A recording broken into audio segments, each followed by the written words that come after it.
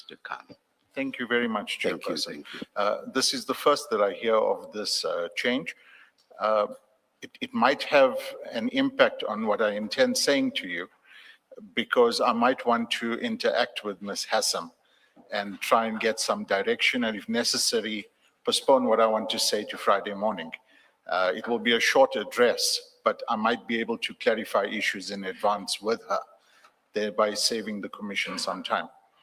The first issue can be disposed of this morning, and it emanates from paragraph 10 of the opposing affidavit that was filed, was it yesterday? Yes. I'll just read the relevant portion in the evidence leaders say the following. The evidence leaders accordingly invite General Khan and his attorneys to reformulate a better focused application having regard to the issues raised in the answering affidavit. Without going into the details of what and what may not be reformulated and what the concerns are, I accept the invitation and we'll do that, given the circumstances that we find ourselves in and the urgency with which the in-camera application was brought. So that disposes of the first issue. As regards the second issue,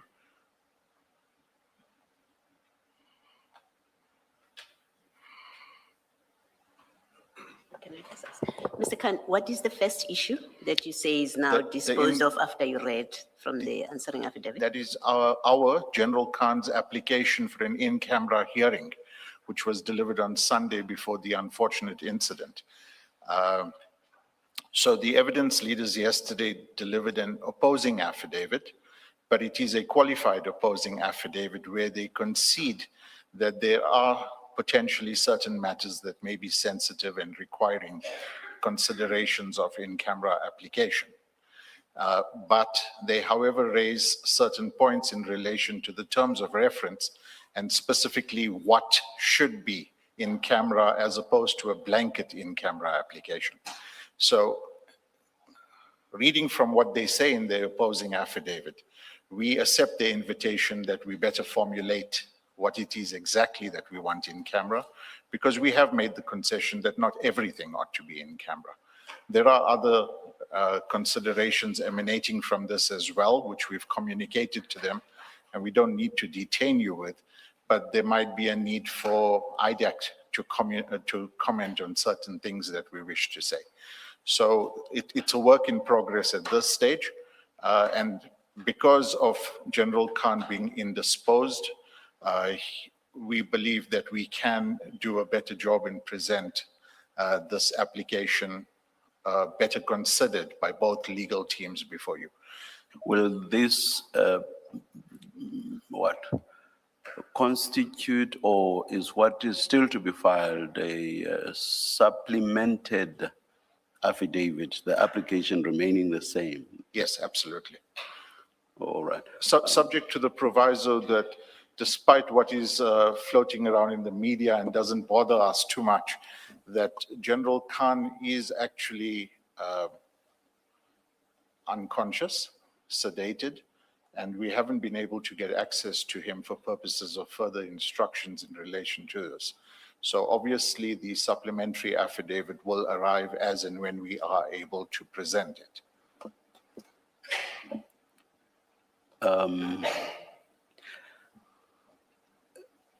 Any further submissions? I just want to ask a quick question. Yeah, there was an invitation for us to present medical evidence.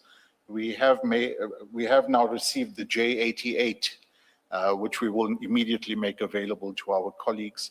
And there is a request. Please continue. There is a request by the family members.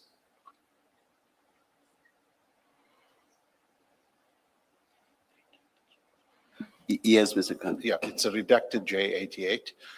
There is a request by the family members that I invite, given what is being said in the media and in the social media, and the concerns raised by the police, there's allegations that this is a contrived shooting, etc., and that General Khan is in fact lying relaxed in hospital eating jelly, that we invite the chairperson and or the further commissioners to have access to him in hospital and to speak to his medical attendants and verify and satisfy yourself that he is in fact in an extremely critical situation as set out in the J88. Morning, Mr. Khan. Good morning, Commissioner. It's just not clear to me what you want us to do with the current application. Do you want it to be postponed sine die while you supplement? Absolutely. And the idea, as I understand it, is that you are going to specify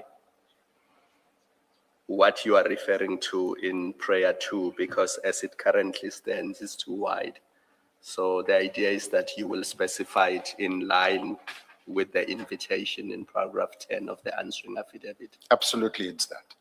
So the current application as it stands will be postponed sine die. Correct. And then the second issue, it doesn't affect this application because the application was about Mr. Khan himself giving evidence in camera and not what the evidence leaders intend to do on Friday. But you say you need time to discuss with Advocate Hassim so that you have clarity in terms of what is it exactly they intend to do on Friday. Yes. Have I understood you correctly? Yes, if we are able to come to some agreement on what happens on Friday, great. But if we're not, then we would like to obviously address you further on Friday morning Yes. as to how the procedure unfolds. All right. Thank you.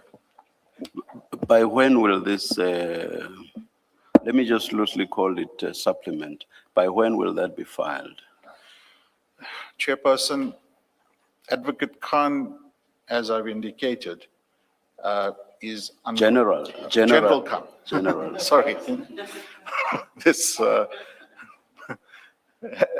I noticed yesterday that the media indicated that I'm General Khan's younger brother, which I'm not.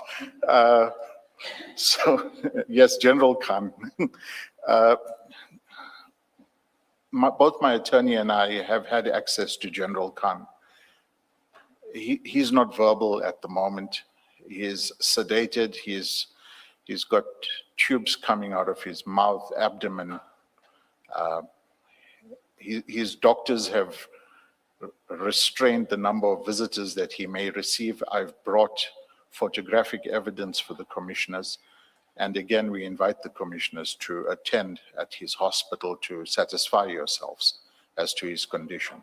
He's certainly not a person who's lying in bed, awake, enjoying his hospitalization and able to give us instructions. So briefly to answer your question, I cannot commit to when this supplementary affidavit will become available. Of course, this supplementary affidavit talks to his ability to testify. So if he's unable to testify, if he's unable to commission a supplementary affidavit, he's most certainly unable to testify. So they go hand in hand.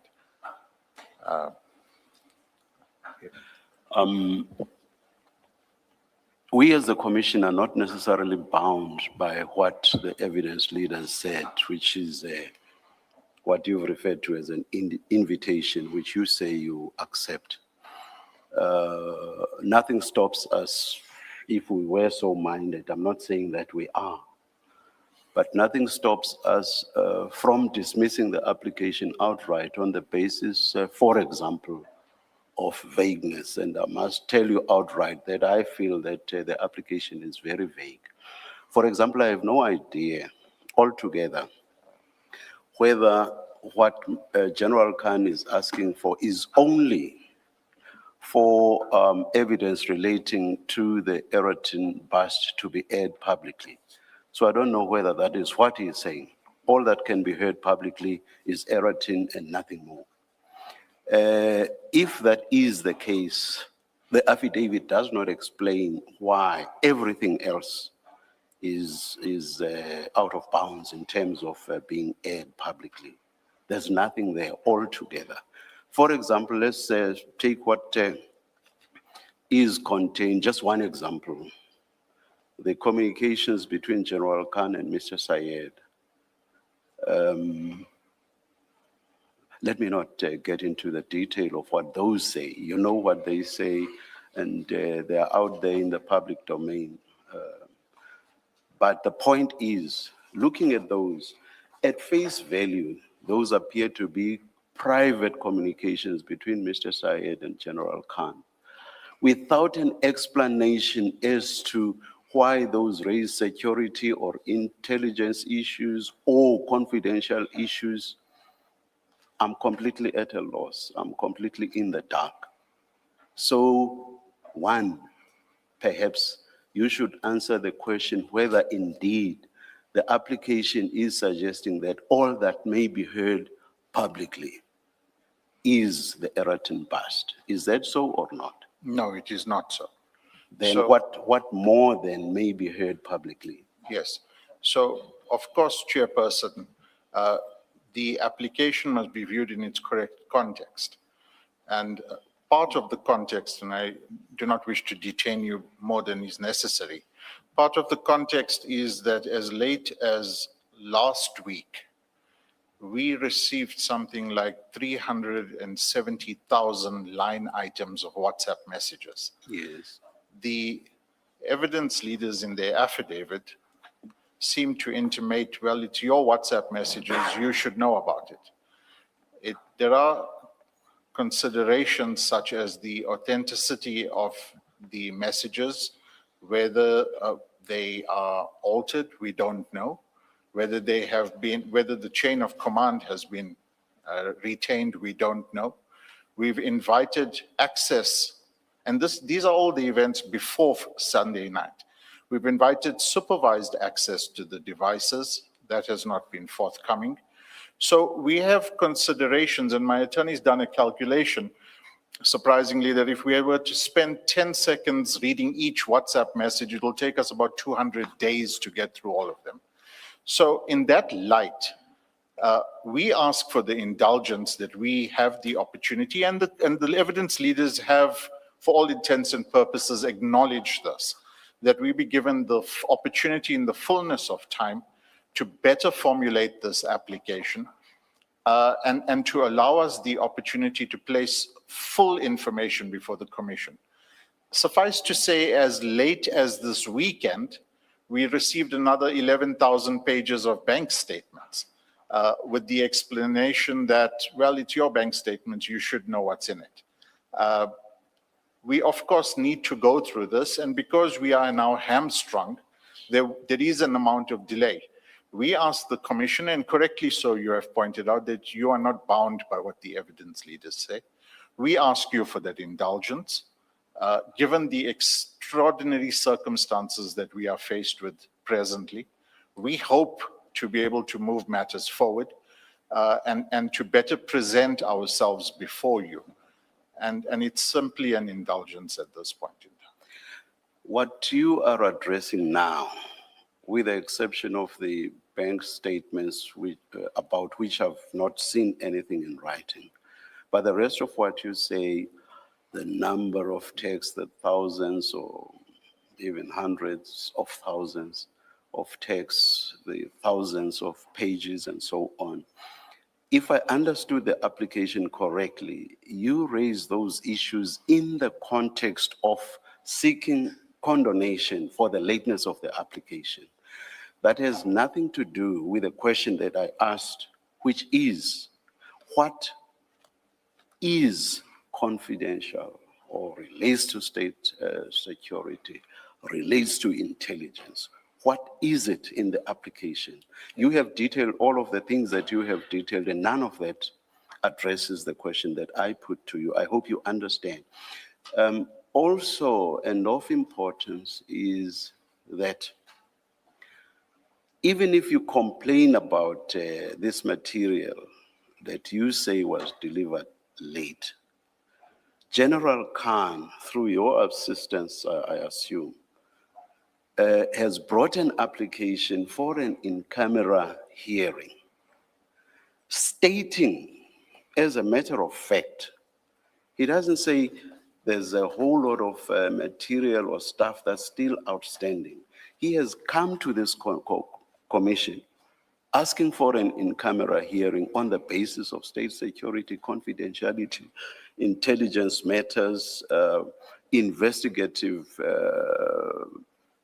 ways by the intelligence operatives, all of which should not be aired publicly. So he took himself or understood himself to have facts to come to this commission. That has nothing to do with the material you have just placed before us. Because if that was the issue, then he would not have been ready to bring the application. So my point about the application being vague stands. Yes. And you would have, you have to respond to that if you wish to. Please Thank you. do. So, Chairperson, you will note that this application was brought at a late stage on Sunday evening, whilst all these events were unfolding. But to answer your question, General Khan is not here to testify today, and the commissioners have to unpack what is in the current application. There is room to breathe, to fix up what is currently a lacuna in the application, and I concede that before you. If you were to close the door without offering us a better opportunity in this. But at the very least, Mr. Khan, you should be able to explain the basis on which the application was brought in the first place. Yes.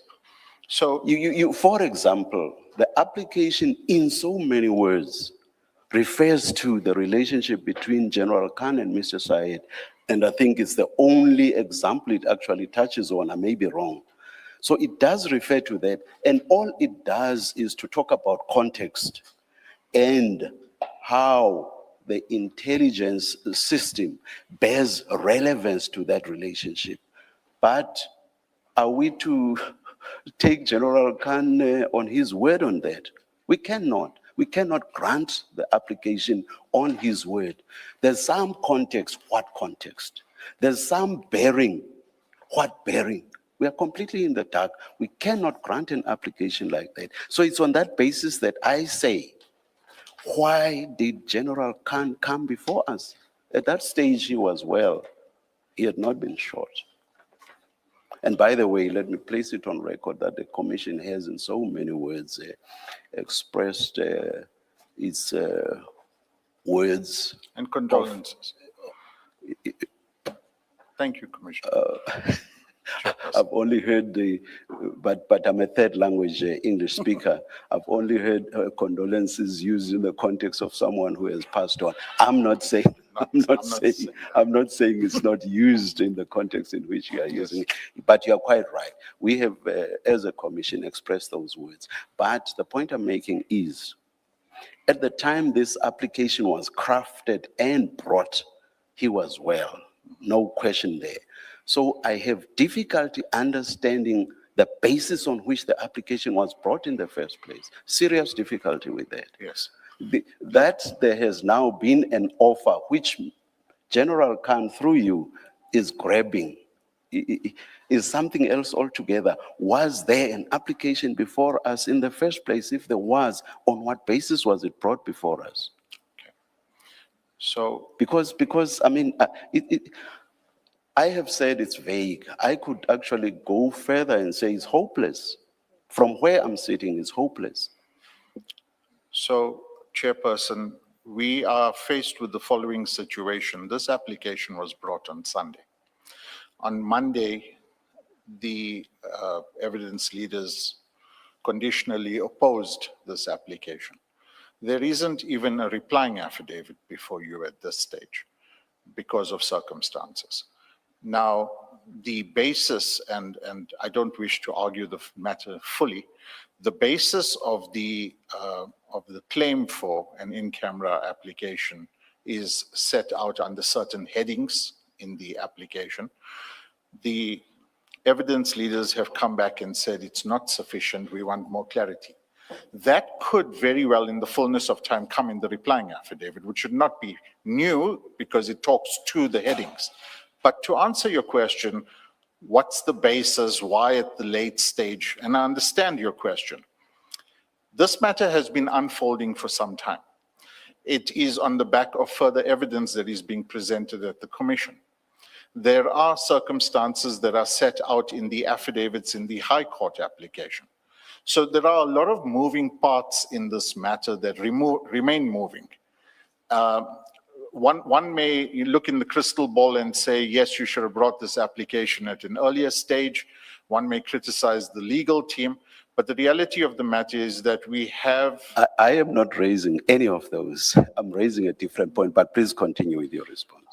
I am submitting to you, Chairperson and Commissioners, that there would be no prejudice or harm affording this application to become ripe and then considering it, as opposed to dismissing it summarily at this stage without a replying affidavit and without a full opportunity to place more information before the Commission. So it's an indulgence that we seek. Your powers are wide, and there we find ourselves. So do I understand you to be saying you have no answer to my question? Because even up to this point, you have not answered my question. Do I understand you to be saying you have no answer, and that perhaps everything will become clearer once what you call a replying affidavit has been filed?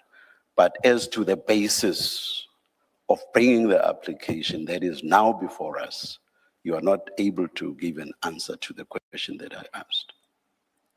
I did not hear a direct answer to that question. I've heard everything else you have said in this regard. May I have an opportunity? Yes.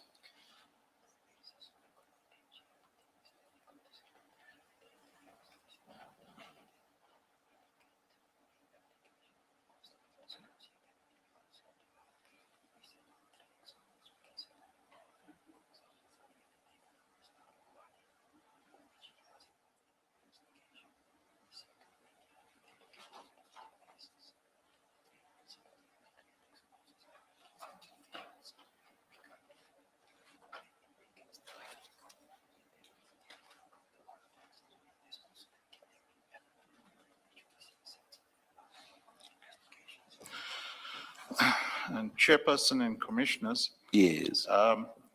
I'm limited in my ability to go into the individual line items of what's set out in the founding affidavit, Yes. because the evidence leaders yesterday suggested certain reductions before they present these affidavits to the media, inviting them to decide whether the media wants to oppose this application. Of course, if I am to address you on the line items at this point in time, then it frustrates that process. The Commission would have noticed that we have set out certain headings in relation to certain investigations that implicate other people, other events, other transactions. I don't want to go into them at this point in time, but we seek the opportunity to go into them. I've heard what your understanding is. I've heard your criticism of the application, and I really find myself in a position where I don't want to testify. But at the same time, I wish to say that we can better clarify the information for the Commission, and there is an ability to clarify the information. Just one last point, perhaps, before Commissioner Baloyi raises a point she wants to raise.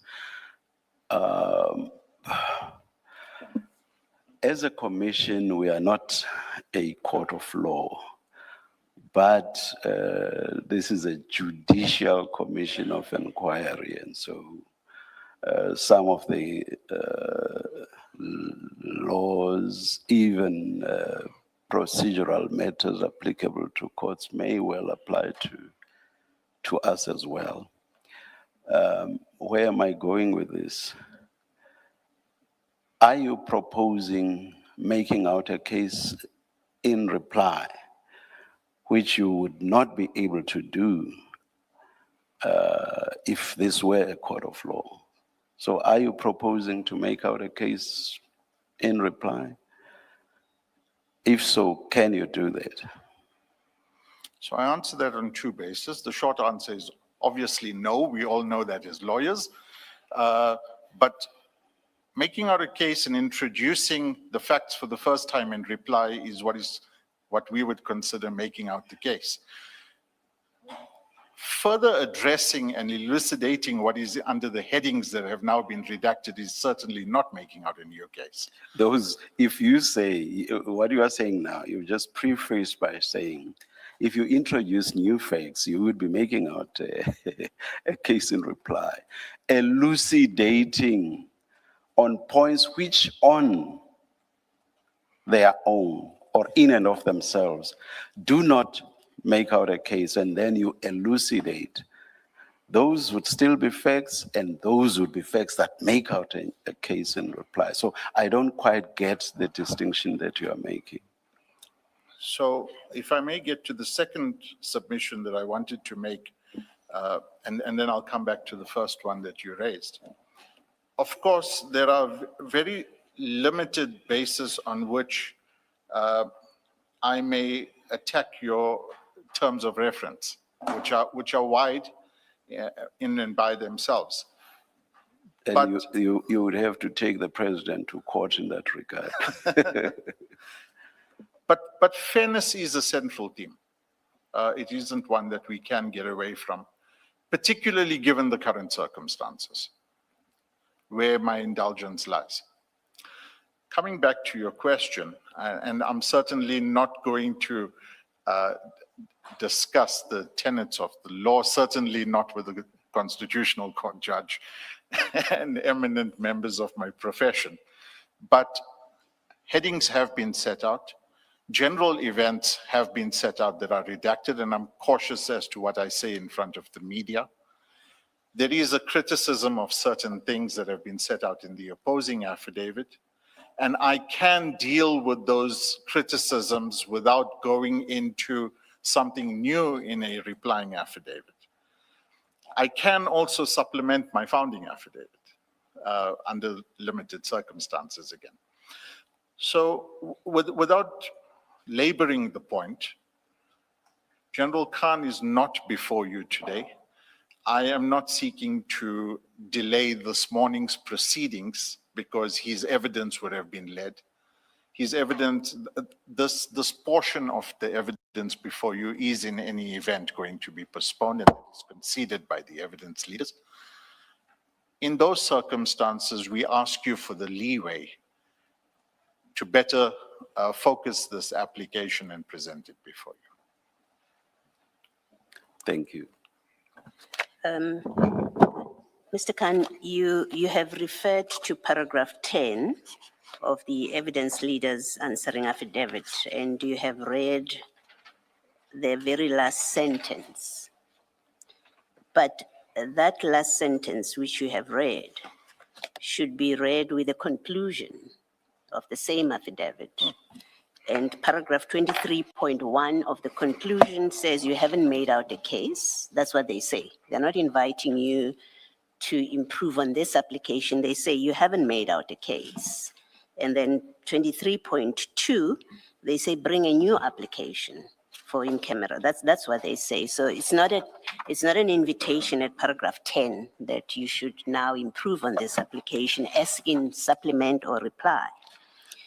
And I think it's important to clarify that our position is very clear at paragraph 23.1. So effectively, they're asking for a dismissal at 23.1, and then 23.2, they say you can bring another application, a better application for in-camera directions. That's I think, a proper way of reading that paragraph 10.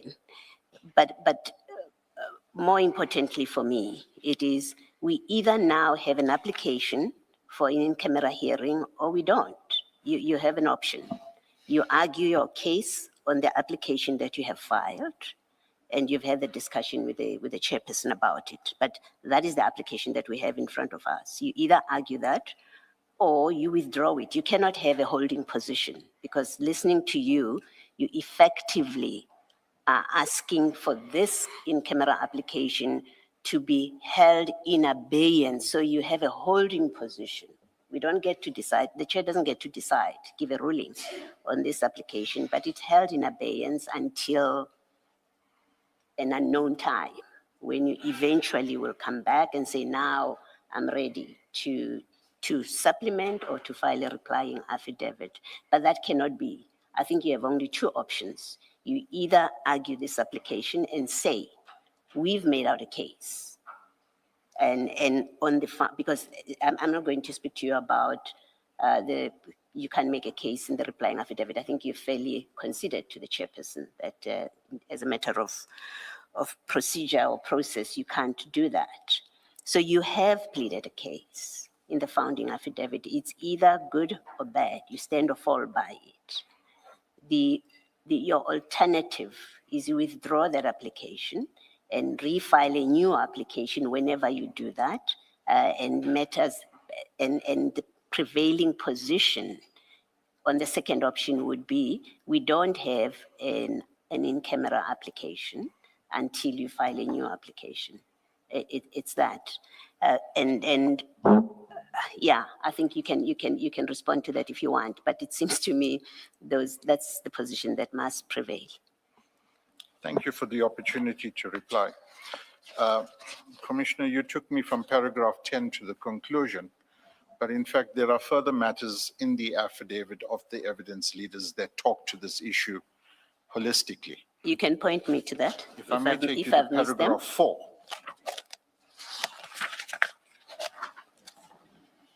Yes. Paragraph 4 is not an unqualified opposition. They say so, it's a qualified opposition. But more importantly, the concession is already made by the evidence leaders in paragraph 4 that some of General Khan's evidence may very well be held in camera. Yes, no, that's not my debate with you. What I'm saying to you is read 20, the conclusion. The conclusion is clear that on what the evidence leaders are saying is on this application, you haven't made out a case to be heard in camera. They may hold the view that some of it, some of what he may well be testifying to, given what they know now, because investigations have been done, certain evidence has been collected. So the evidence leaders may well hold that position, that there is some evidence that's going to have to be in camera. But on this application, as it stands, you haven't made out a case. That's why they invite you to reformulate. You can't ignore 23.2 because that will be selective reading. You can't ignore it. In 23.2, they say you have to make a new application.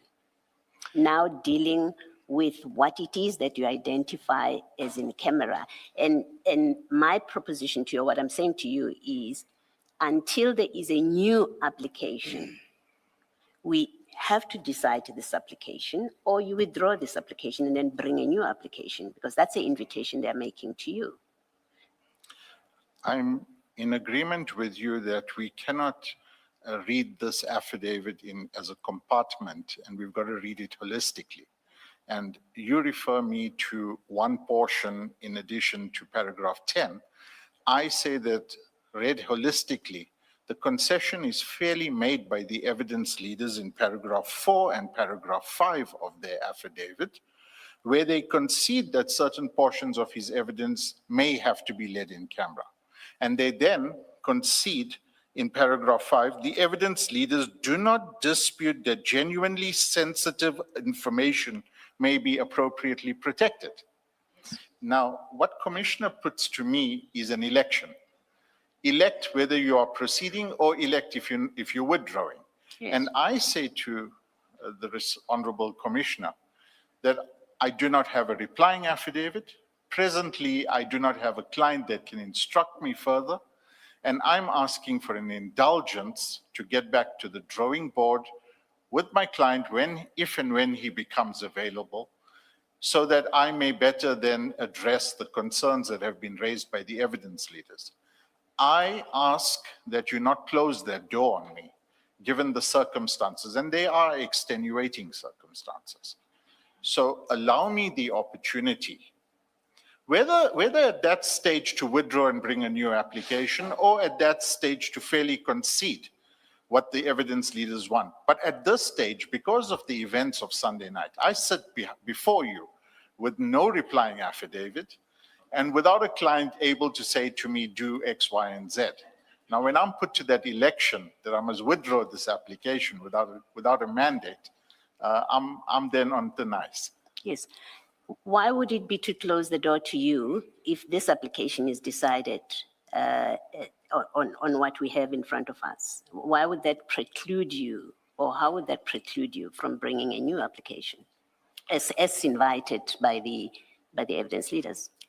The way in which I understand what is said by the evidence leaders holistically in the affidavit is come to us, come engage with us, whether it is by affidavit or in person, and let's talk about and discuss what ought to be in camera, because the concession is fairly made that some matters potentially ought to be in camera.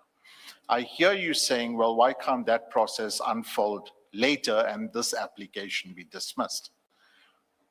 My answer to that is one does not seek a duplication of processes before you. One also doesn't wish to create the impression that an in-camera application has been abandoned on the merits of it.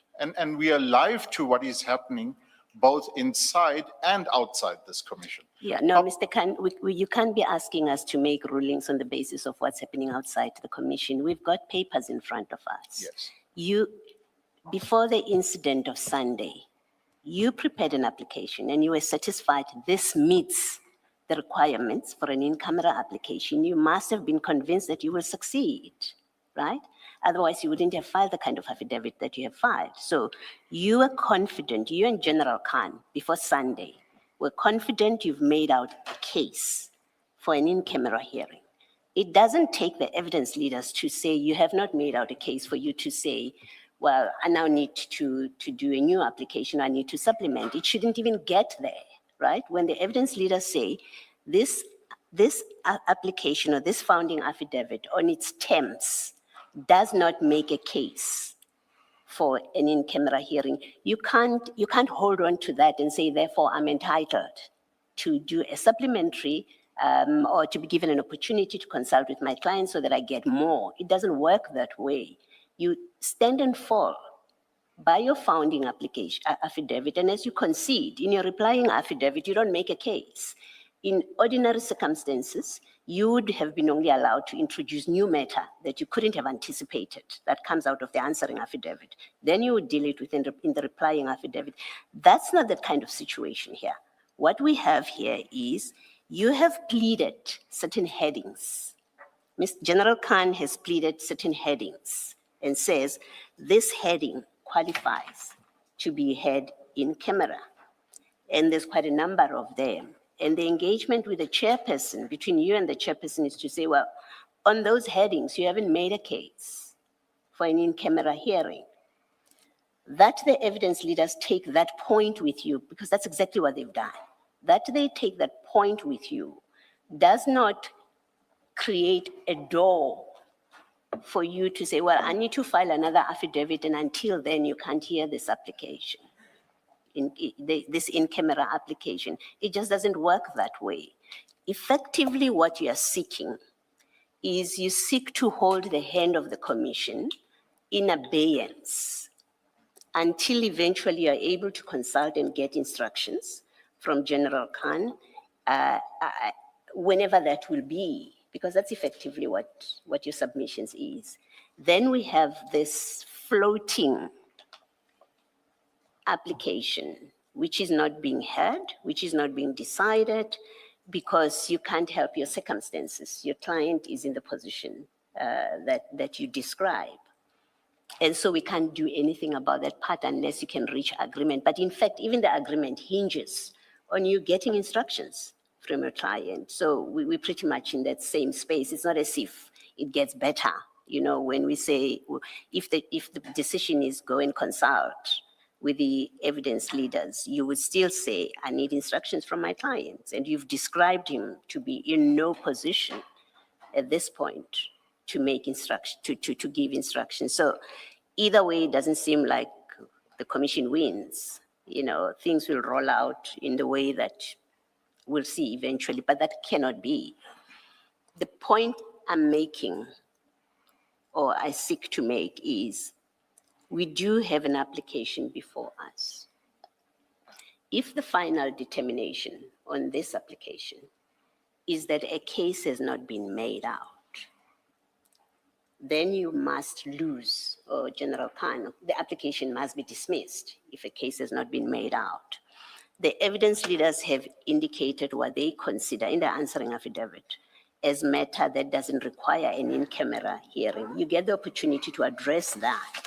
You may disagree with that, and that's a matter that will have to be determined. But they've indicated what it is that they consider not to be matter that qualifies for an in-camera hearing. If your application is dismissed and the evidence leaders are allowed to continue, or you agree with them that the matter that they've identified can run without an in-camera hearing, nothing precludes you from bringing a new application that now deals with other matter that you say warrants an in-camera hearing. You may even want to canvass the same topics, but this time with better information that is of assistance to determine that application. It seems to me that's the way that it can only proceed. Otherwise, we're going to be sitting in limbo for an indefinite period. And that does affect the workings of the commission. If You I may- may have if- an opportunity to respond and to take an instruction from Yes. my attorney. Regarding the observation that the commission will be held in limbo, General Khan is obviously not disposed to tender evidence presently. So the application talks to his evidence.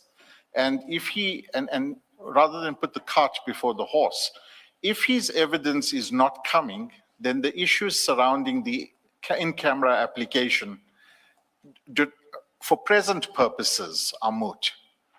So if this application were then to follow at a time when, if and when he is ripe to testify, if we get there, then obviously this application must talk to that set of facts. Currently, this application, I hear you to say, is holding the hand of the commission.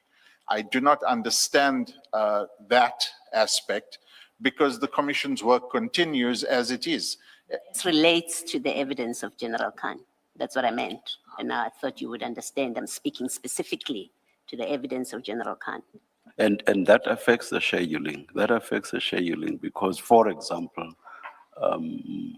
there will be no witness on Friday. There will be no witness on Monday. Yeah, so it affects the scheduling.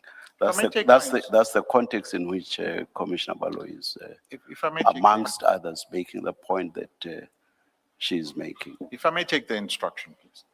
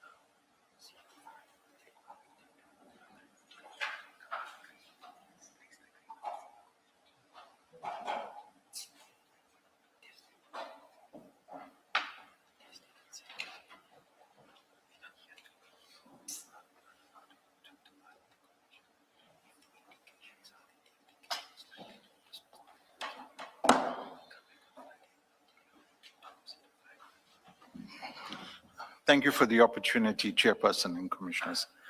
Our position is that we don't wish to hamstring the work of the Commission. As regards the evidence of General Khan and what is to unfold, we're told by the evidence leader at this point in time that they will be addressing you on Friday morning. may I have the opportunity till Friday morning to consider my position and then communicate and engage with them? It might very well be that we can limit issues with them, and then we report back to you on Friday morning. Mr. Khan, if we were in motion court, you would be asking a judge to remove your matter from the roll because the judge would have raised difficulties with your application. And you would be aware that if you were to proceed, it's likely to be dismissed. So the mic is, yeah. So that's where you find yourself. And speaking for myself, I understand your difficulty because you are counsel. You don't have the authority to withdraw or to tender a withdrawal. You would need to take instructions.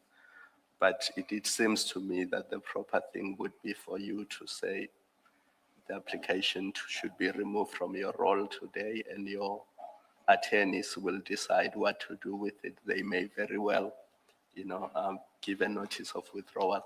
But you seem to be understanding Commissioner Baloyi's position because none of what she says prevents General Khan from bringing the same application properly motivated. Because even your notice of motion, your prayer too, as it stands, I have serious difficulties with it. So it's not a simple case of just supplementing or filing a replying affidavit. You need to fix your notice of motion as well. So it makes sense to me that the application has to be withdrawn, and if you are so instructed, you file a proper motivated application that deals with the issues that you want to be heard in camera. Because as it stands, those are not there. It's just blanket statements that, we do not understand. So with that in mind, maybe without wasting any further time, just tell us what you want to do, and Chair will consider that and we will move forward. Thank you, Commissioner. I've heard you say that without giving legal advice, a prudent course might be to simply remove the application. And I'll ask that we remove the application from your roll. Thank you very much. The removal is yours. It's not done by us. So I assume that we must take the application as removed. Thank you very much. All right. In the interim, and regarding any concerns General Khan and you, the legal representatives, might have with regard to possible prejudice, I would refer you to paragraph 23.4 at page 33 of the answering affidavit. There, the evidence leaders make a fair point. The evidence, they say, I quote, the evidence leaders will engage General Khan and his legal team on how to present evidence on the remaining topics in a manner which does not compromise confidential crime intelligence information or prejudice the safety of informants or undercover agents. So it's not as if Ms. Hassim intends to, on Friday, just start leading evidence without that engagement having taken place.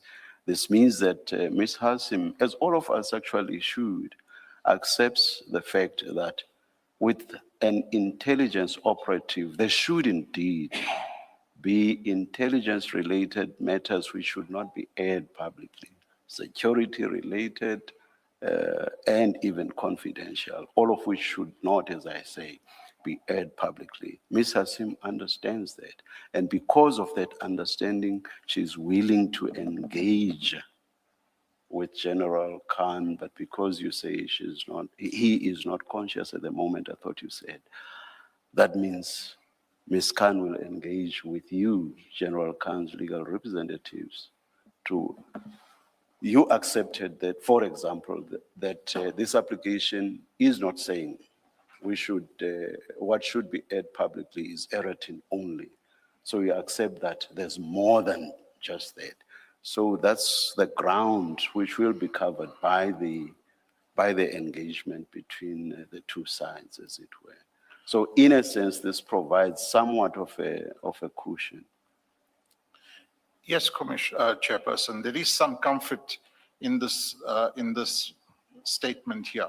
And that Yes. is why I prefaced my address to you with my desire to engage with the evidence leaders and see how we can Yes, come to yes, some yes. resolution. Yes. No, thank you. Thank you very much then. This is closed. The application is withdrawn, so this discussion is closed. But, yes. No, I did say we cannot withdraw.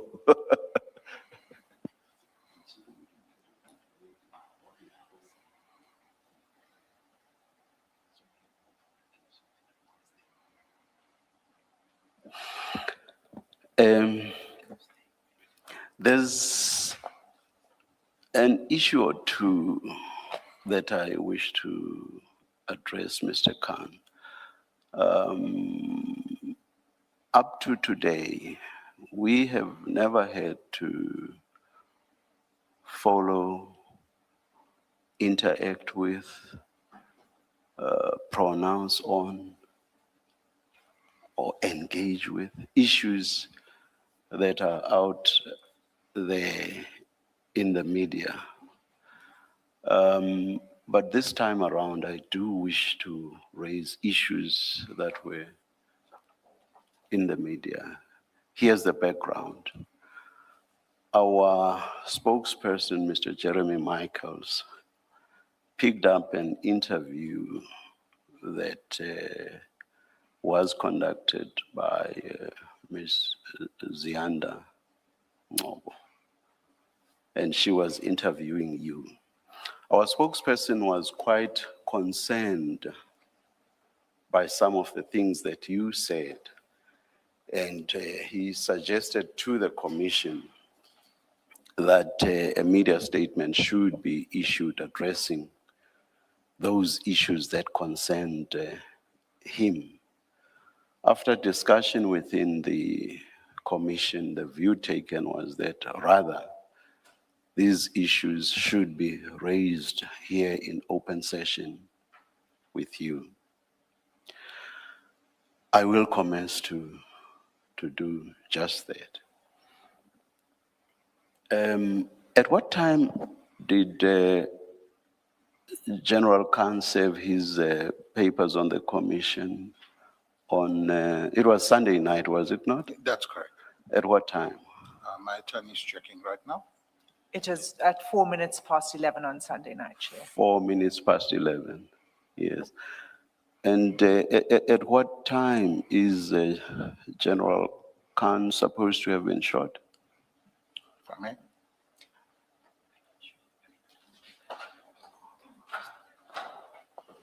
Okay. We do not say with certainty, but it appears to be approximately 11:30. 11:30.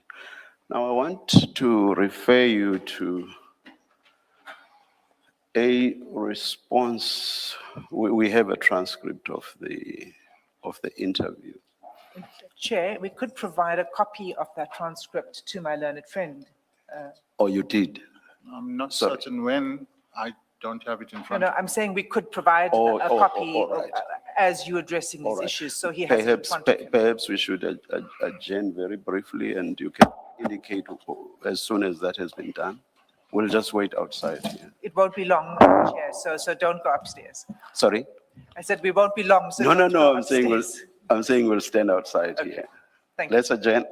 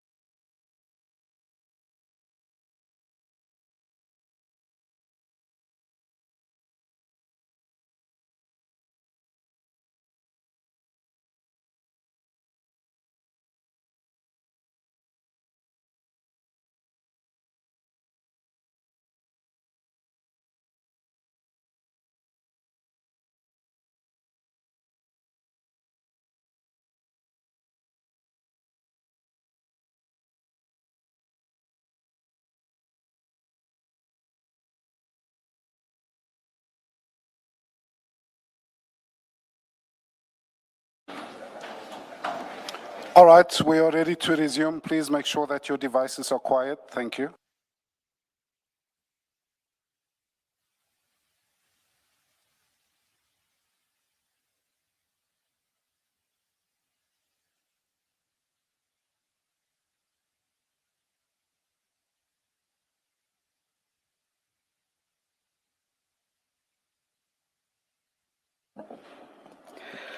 Well, the last question I asked was what time General Khan was shot or is supposed to have been shot.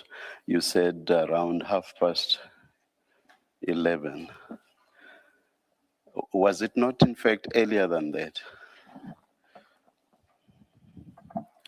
Chairperson, I have not spoken with the police, neither have I seen any of their investigations. You will remember that I bent over to my attorney and asked him, and that is what was communicated to me. So Oh my God. they've taken my independently, laptop. I'm unable to answer that question. Somebody took my laptop and my copy of the transcript. Oh gosh. Yeah. But before we stand down waiting for my laptop, you may counter this if you want to end indeed as you are free to or at liberty to. I have here something posted by Mr. Bule Lichwidi Jones of ENCA on X. I assume that a tweet is still a tweet, it's not an X, even though the platform is now X. And it says, at ENCA, and then arrived on the scene around 23:18. The incident happened just after 2300 hours, we are told. But what's important is he's already there. He's there at 23:18, so obviously before past. And he says he's told that the incident happened at 2300 hours. Would you have a basis for saying that that is not so? No, I was not at the scene. I was informed much later, and I did not arrive at the scene. No, I'm asking a don't different have the question. basis. You would not be able to say that is not correct. I'm not able to. You are not able to say so. All right. Now, here's my difficulty. You suggest in the interview, you mentioned the unfortunate death. Obviously there, even though you don't mention the name, it's obviously a reference to witness D or Mr. Marius van der Merwe. You say a witness that testified at the commission has passed on, and you then mention the fact that the application was served, and then you suggest that there is or must be a leak within the commission. Everything looked at in context, you are suggesting that General Khan may well have been shot as a result of that leak. Because if you are not suggesting that, why else mention this? Am I interpreting your response correctly? No. Please tell me what your interpretation is. Why would you have mentioned the leak or the possible leak, and why would you have mentioned the death of Mr. Marius van der Merwe? Yes. So your chairperson and honorable commissioners, you will notice from this transcript that was just provided to me, and I don't doubt its authenticity, that At the beginning of the transcript, I indicated that I'm reading a statement on behalf of the family.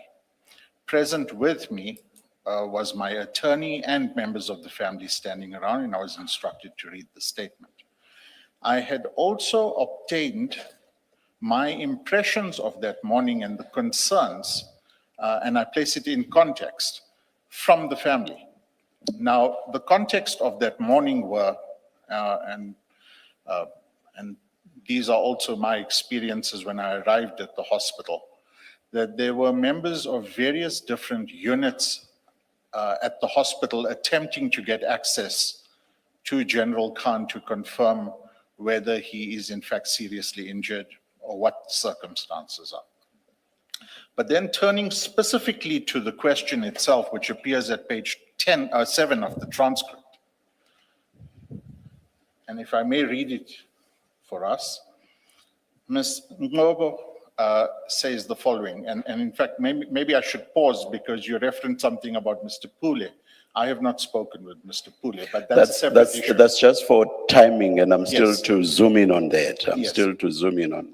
So Ms. Ngobo says, because the impression that I am getting now is that immediately after you delivered papers to the Madlanga Commission, this happened. In other words, that affidavit firstly would implicate possible other high-ranking officials, which would then by implication to an extent mean that perhaps you also would have a leak of some sort, either on your side or maybe on the commission side. My answer to that, sorry, let me finish it. Am I misunderstanding the way that this has been framed? My answer to that, well, at this point, it is speculative. And the speculation that I receive is from the information from the family expressing their concerns that morning in respect of a man that is shot, that is in ICU, and that is being rumored to be losing his life. I say further, it is speculative, but we do have concerns. Now, the concerns that I'm speaking about are based on the following, amongst others, and I'm again cautious to speak in the media. The question was, is there a leak on your side or a leak in the commission? And I say it is speculative, but we have concerns. And we do, in fact, have concerns about leaks on our side. We also have concerns that have been expressed to us, for example, that, and I'm traversing other issues such as the police raid at the premises of General Khan, that the media were in fact there before the police arrived. One person who appeared before the commission has already been murdered. This is something, and it appears elsewhere in this report, and it's also reported by the different journalists. Did General Khan fear for his life? He communicated directly to me and my attorney seated next to me that in light of all of these events, and he specifically mentioned the murder of somebody that appeared before the commission, that he feared for himself. And you'll see in this report, I say, he used different vehicles, he took different routes, and he consulted his legal team at different locations. I go on to say there had been an attempt on General Khan's life as he was to appear before the commission. And there is grave concern that there might be a compromise within the commission. General Khan had expressed to my attorney and myself that in fact his team was the unit that did the security services for the commission itself. Now, this is not to say, and I say this unqualifiedly, that this is not to say that there is a leak within the commissioners, within the evidence leaders, but there are police officers involved in these incidences that General Khan was concerned about. And that concern was carried over by his family to the police trying to get access to him on the morning of the incident.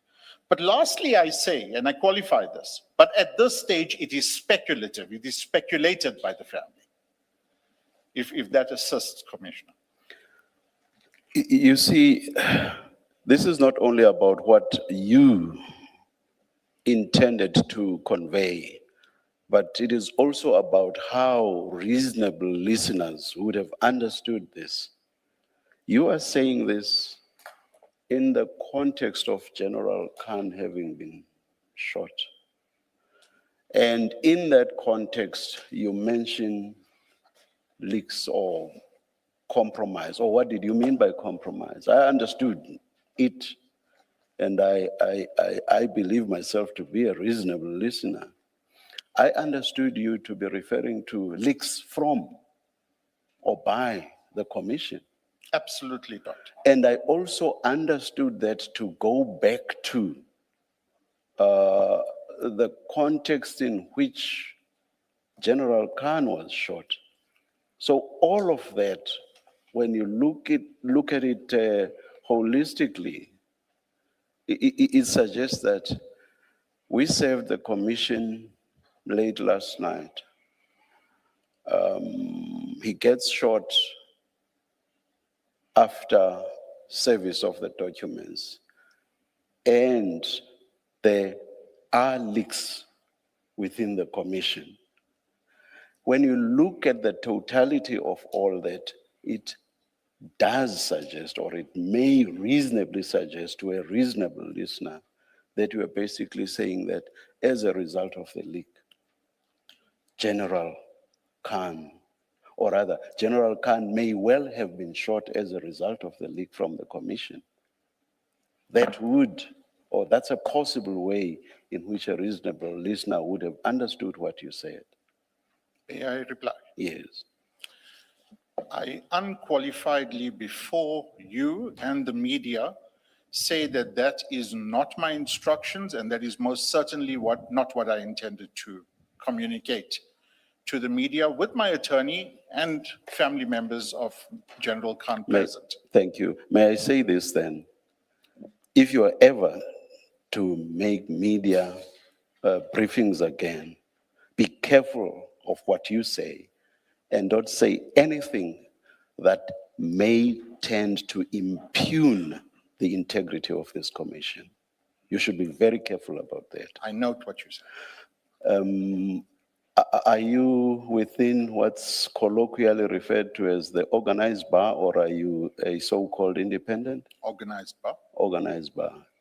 Well, as I know them, having been a member of the so-called organized bar for many, many years, there was, I'm not saying there should still be, because even within the bar sometimes there may be disagreement, but there was a rule that said members of the bar can only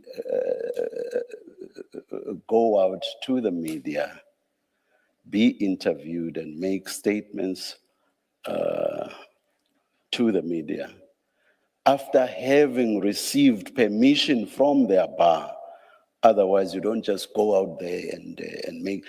I repeat, I'm not saying that that rule should still continue to exist. Perhaps some might even say, does that not infringe the right to freedom of expression, and so on and so on. But the point I make is, if that rule still exists, and without it having been removed from the rules of the so-called organized bar, I wonder whether you got the permission, or if you didn't, what your basis for engaging in this in the first place was. But anyway, that's not for me. I'm just stating that that's how, as someone who once was a practitioner, that's how I know the rules to have been. I don't know if they still are. Anyway, you have said that that was not your intention, and I've already admonished you never ever to make statements that may tend to impugn the integrity of the commission. Let me move on to a second issue.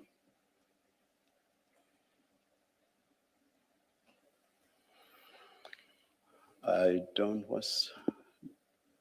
trying to find the page number.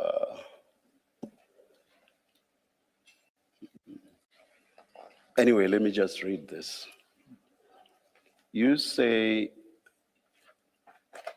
there has been some contact with the Madlanga Commission, and we understand that they have directed representatives to arrive at the hospital to confirm that General Khan has in fact been shot, or alternatively, whether this is something less serious than what it is made out to be. Who is supposed to have given this directive? My attorney is looking for the correspondence right now. All right, all right.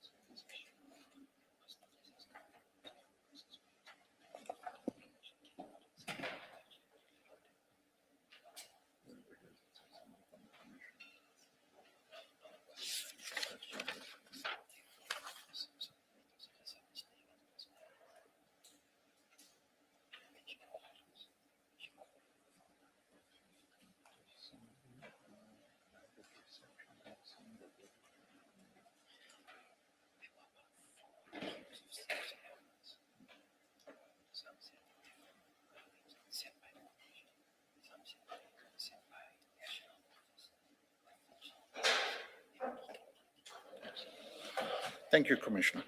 Yes, Chairperson. yes. My attorney has instructed me in relation to this, and of course, the comment that I made is what I was instructed and obtained from my attorney. He refreshes my memory that there was correspondence on the morning, which is, I think it's the 29th of June, 2026, from the Commission's attorney, Diale, in which they seek information. We request that you urgently inform the Commission of the facts within your knowledge concerning the incident, including the extent and nature of the injuries and the expected period of recovery. They then go on to say, also provide the Commission with a medical report from Major General Khan's attending physician. When I got to the hospital, I was instructed by my attorney and also advised by members of the police that were present at the scene, as well as members of the family, that persons had arrived at the reception area at the hospital, indicating that they were from the Madlanga Commission and that they wanted to interview General Khan. We also engaged with the security provided by the medical facility, indicating that they had resisted attempts by police and media. And I believe, if I recollect correctly, people saying that they are from the Madlanga Commission and wanting to get into the ward.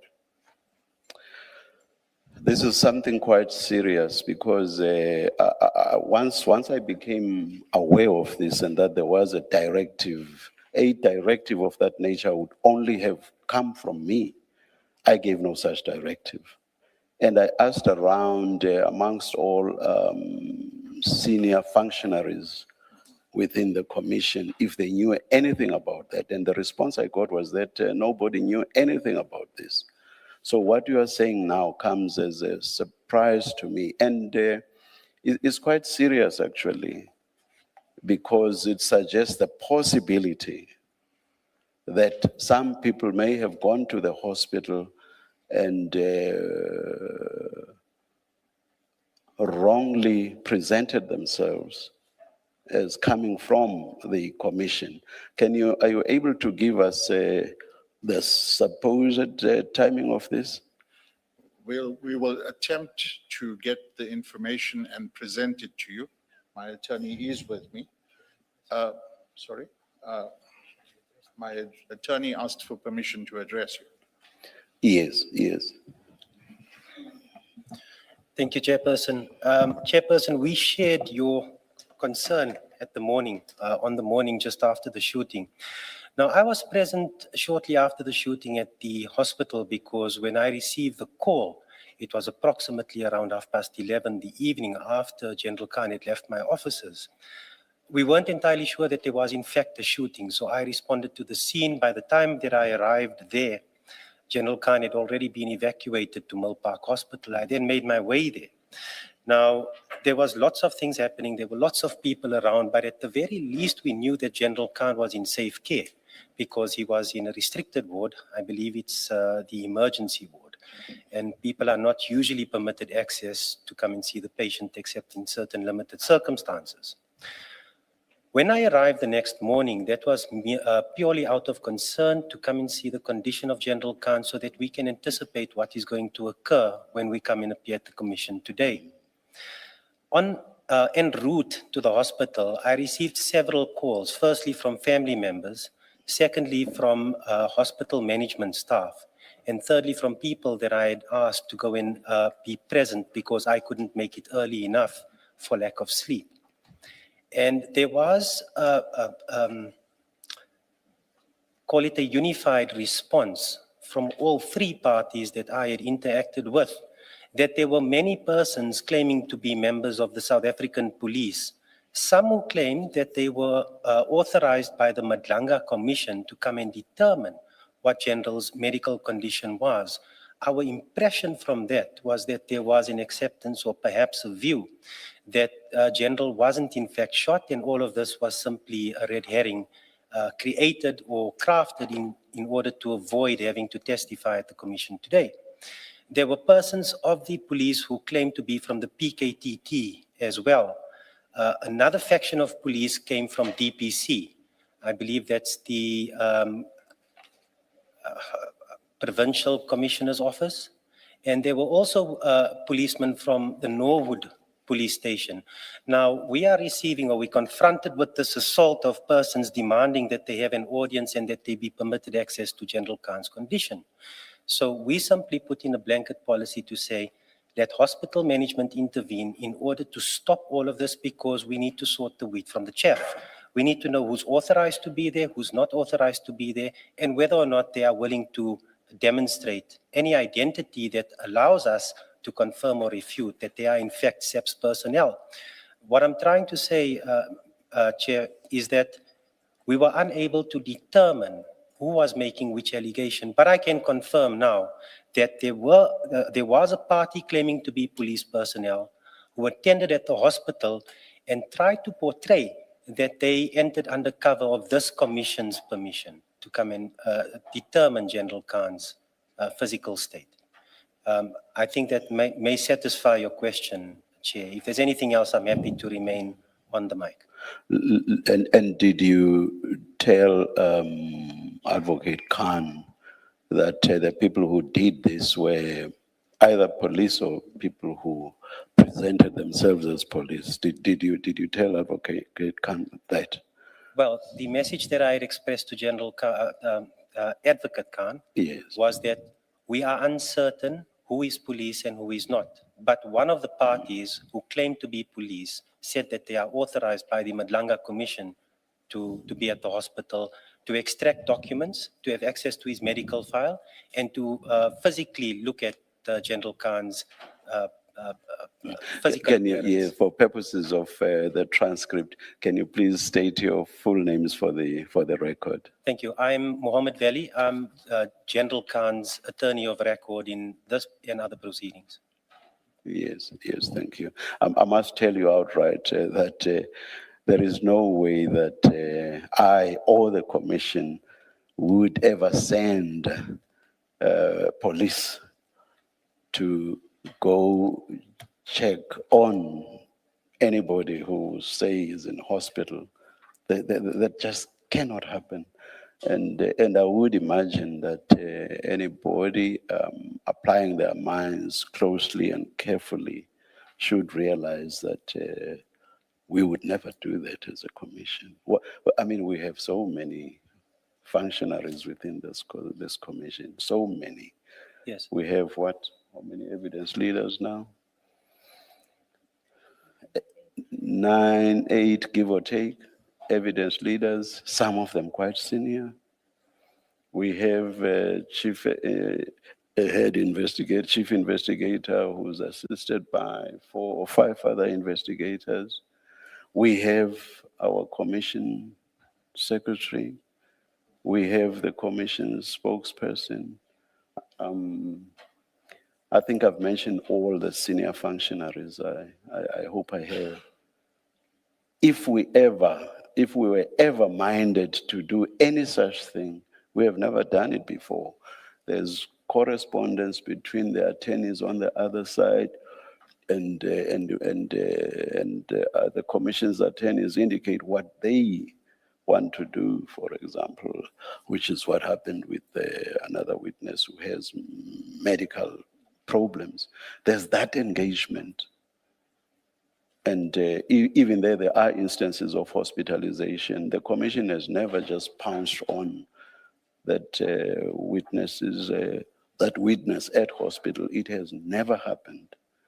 So coming back to you, Mr. Khan, I find it very strange that on something so nebulous, you could have gone out to the media and said, you understand, I think that's the word you use, that there's a directive from the commission for people to go check on General Khan, to check on the various aspects that you itemized in that media interview.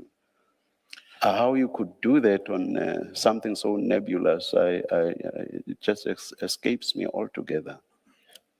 Chair, you would recall Sorry, earlier General, this- maybe, sorry, Mr. Khan, maybe before you respond, let me add this to this conversation that you made. I think it's important that you clarify it in your response.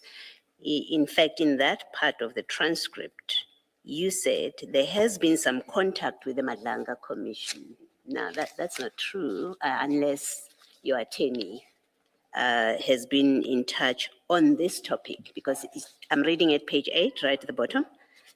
You say there has been some contact with the Madlanga Commission, and we understand that they have directed representatives to arrive. A reading of that, in fact, understanding, having followed that interview, it represented that you or your attorney or somebody has spoken to the commission representatives, and they've understood, and from that, they understand that the commission intends to send people to go and verify the truthfulness of what was reported in the media. And it is important that you clarify whether there was such a contact with the commission. My attorney asks to address this. Yes, he may. Yes, Mr. Valley. Thank you, Chair, Madam Commissioner. Yes, indeed. On the morning, while we were trying to clarify the role of the SEPS members that we found at the hospital when we arrived, Ms. Wilsnach, the Commission's attorney, had contacted me telephonically on my mobile phone, and she had indicated that correspondence would be sent addressing the issue. And I think that's what That's the correspondence, Mr. Khan read from. Correct. All It right, is indeed. please continue. Thank you. So I can confirm that there was in fact correspondence, or at least a discussion on the very issue of that morning's occurrences with Ms. Vilsnach and myself. But the context was totally different. It had nothing to do with a directive by the commission after General Khan had been shot. So to refer to that, yes, to refer to this contact with the Madlanga Commission on something that had happened in the morning, and which had nothing to do whatsoever with the visit to the hospital on the commission's directive, just doesn't make sense, because it's all part of the same sentence. Yes. It's all part of the same sentence. We appreciate that, Mr. Chair, but Mr. Chair must also consider from our perspective, we are confronted with these competing versions of various members of SEPS, in essence assaulting us with their justifications to be there and to be made privy to information which is otherwise confidential. And things happened very quickly thereafter. So to the extent that there may have been an impression or a misrepresentation made, we apologize. We're not trying to impute anything that this commission may have done wrong. No, you are. You are imputing a directive by this commission that people sent by the commission must go to the hospital with the purpose of establishing all of the things that Mr. Khan said to the interviewer, Mr. Zianda Ngobo of Newsroom Africa. You are imputing something, so please don't even begin to say you are not imputing anything. Please, please. Chair, I'll leave it at that. I will not. Thank you. take it Thank you. Yes, Thank, I will come to you, Ms. Hassim. Yes, Mr. Khan. thank you, Chair, for the opportunity to clarify. You will see from what I say, Yes, I had asked a question to which there has been no response. I said, how could you have said this based on the nebulous information that has been placed before us now? How could you have said this publicly for all of South Africa to hear based on this very nebulous information? How could you? thank you for the opportunity. Chair, you will recall that on the morning, the hospital was full of police from different units, as indicated to you. We are communicating with the family. We are attempting to get information from the doctors. I'm taking instruction from my attorney. And hence I say, we understand that they have been directed, that they have directed representatives. I don't say they have. That is simply the understanding that is conferred upon us.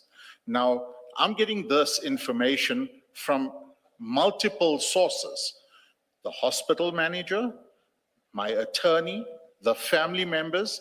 When I was at reception myself waiting to gain entry and I was refused, there were policemen that arrived at reception wanting entry on behalf of the commission.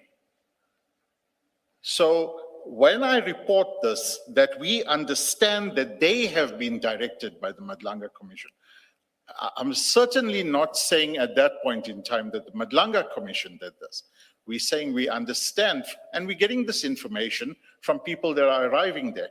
And Chair, you will recall, You just articulate this understanding again, because I just felt that it doesn't convey what I'm seeing here. Just articulate your understanding. so when I say we understand that they directed representatives to arrive at the hospital, I am getting this information from my attorney, from the family who have been there all night, with repeated swathes of policemen getting there, trying to have themselves access the hospital wards. We interacted with the hospital manager in respect of security from the hospital side. And of course, I had my own observations at the reception area. So once somebody says they come from the Madlanga Commission, you simply accept that and publicize it without any question, without even seeking to establish its authenticity. You just go out there publicly and you say something like this about the commission. Chair, we understand criticism that is being leveled at us, but these were all qualified as speculative. We are informed, we are told. This is in the first morning. Yes, there was speculative, I think twice with regards to the first aspect I engaged you on. I do not see speculative here. But I say we understand. What difference does that make? Well, the person applying their mind evenly to this thing will certainly understand that this is not concrete information. It's our understanding that's been conveyed. You see the meaning you want to convey would apply to this or make sense if this was what you had said. And we understand that there were people who claimed to be representatives of the commission. Because I understand you to be making the point that I've just made. That is not what you said. I respect That is definitely not what you said. I respect and accept your correction of what I intended to say. Certainly, I intended to say exactly what you've said at this But moment. unfortunately, you did not, and Unfortunately, I did not. you conveyed something negative about the commission. In the moment on live TV with my attorney next to me, with multiple interviewers, it is unfortunate. And if there is any misapprehension or ambiguity, Let me not accept that there is. Let me just say, you stated something wrong about the commission. If you want to say misapprehension, it must come from you, but you stated something wrong about the commission, yes. unreservedly, I apologize to the commission. I see that it is open to multiple interpretations, and I apologize unreservedly. Thank you. Ms. Hassim, it was indicated to me whilst I was looking that way that you wanted to say something, please. Chair, in fact, at the point at which I was going to intervene, I was going to say that I don't need to be as restrained as the commissioners perhaps need to be in addressing this issue that the chair has raised. But then you went on. There are a couple of things that I must put on record from the perspective of the evidence leaders. This communication in the public with the media is of great concern to us because it does bring the work of the commission into disrepute. There can be no doubt about the impression that's created by these kind of remarks. Now, on this last point, I mean, on the first point, which is that the leak, the point of the leak, the answer, the prudent response would have been, I will not speculate, full stop. I said I was going to come to the timing. I forgot, but let me leave it now. I think we've debated it, and Mr. Khan has tendered an unreserved apology, I think, in respect of both issues that I raised with you. I confirm that. Thank you. Please continue, Ms. Hassim. Thank you, Chair. All I'm saying is that the answer, the appropriate answer would have been, I will not speculate, full stop. Nothing further. But instead, the comment went on to suggest a link between the filing of papers on the commission and the terrible incident that followed. Or, in fact, it didn't follow according to the timeline. And this is important. Why don't we know? Because there's been no formal communication by General Khan's legal representatives with this commission until we specifically requested it. So on the 29th of June, the letter that my learned friend referred to says the following. It says, we note with concern, and it was sent in the morning, we note with concern the media reports that your client, Major General Khan, was shot last night.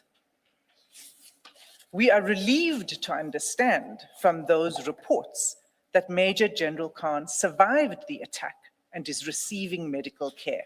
We wish him a full and speedy recovery. That's the first thing. The second thing is, what we're trying to say is we're hearing this from the news. We're hearing this from media, from social media.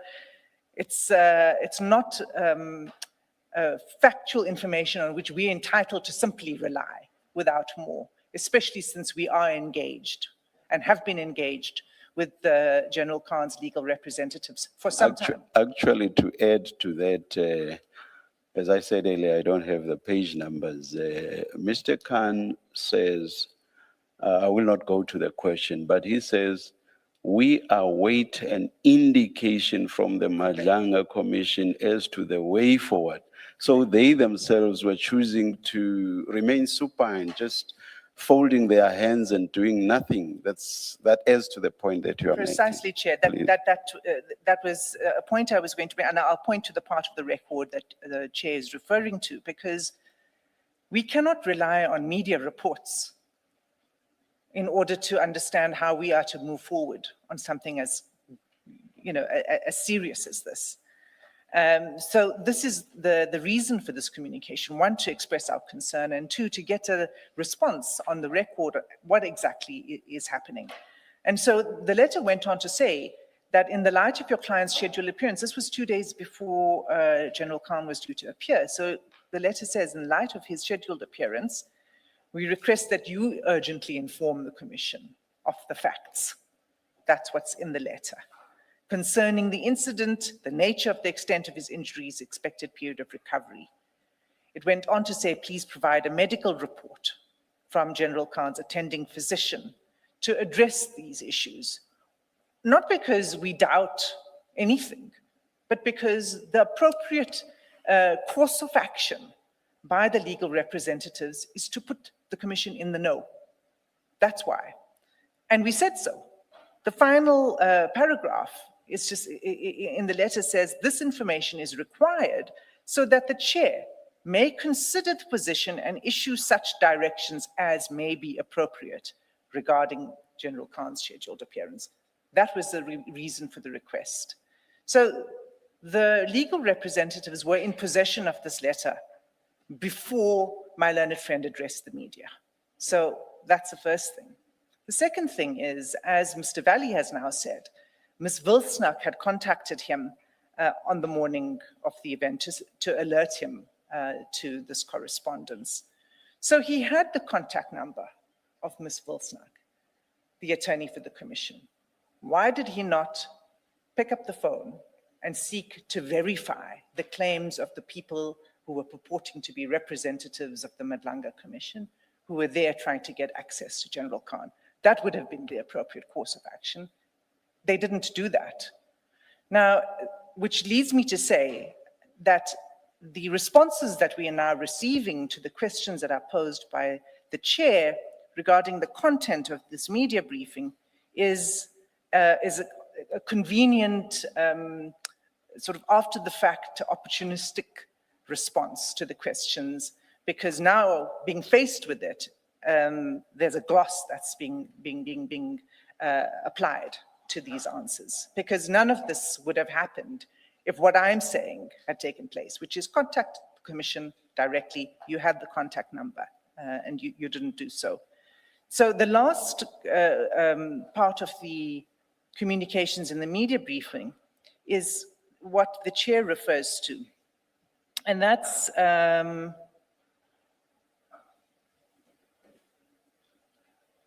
so I'll give the chair the reference.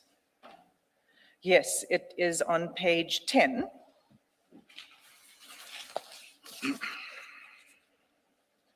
And it's just above line 10.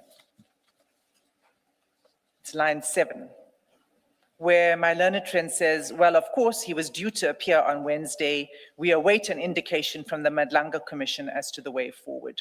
So on what basis was the Madlanga Commission going to be able to provide a way forward? Because there had been no formal communication between the legal representatives and the Commission's representatives.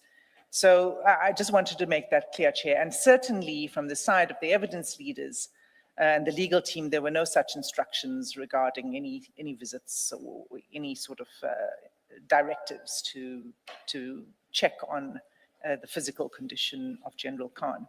One last point I wish to make in regard to this media statement. It is concerning the delivery of the information, disclosure of evidence on the weekend. And it was repeated. If you are raising that in relation to the in-camera application, that application is withdrawn, or unless you, sorry. Sorry, Chair, it's not just about the in-camera All right, application, okay, because all if right, it was all right. raised in relation only to the in-camera application, Yes. well, actually, I didn't even address it because I haven't responded to my Yes, yes, but it's withdrawn. Yes. But this was made in the public. This was a media statement that seeks to convey an impression that there is unfair practices that are taking place in the Commission by the legal team, by the evidence leaders whatsoever in relation to General Khan. And that is incorrect, and it can't be allowed to stand. it is true that there was a volume of material that was provided to General Khan on the weekend. That information was the same information. First of all, it was information that it included information that had been provided to General Khan at the time of the answering affidavit in the urgent application, which was around the end of the first week of June. One set of chats, which was the chat between General Khan and Mo Sayed. And then it included all of the information that had been provided on 15th June, what my learned friend complained about, these spreadsheets, the WhatsApp communications, these lengthy lines of communications in the spreadsheets. That was provided to my learned friend on the 15th of June. What was provided on the weekend was a more usable format of exactly the same information, an easier to read format of the information, and in fact, a truncated version of that information, because by then we had curtailed exactly what it is we wish to refer to when we were going to be questioning General Khan. So it was a subset of information that had been provided on the 15th of June. What was new was the financial information, and what was included there were financial disclosure forms that General Khan had provided to his employer over a period of several years, which we wished to question General Khan on, because when you look at that, together with his finances and his financial position, the two do not tally.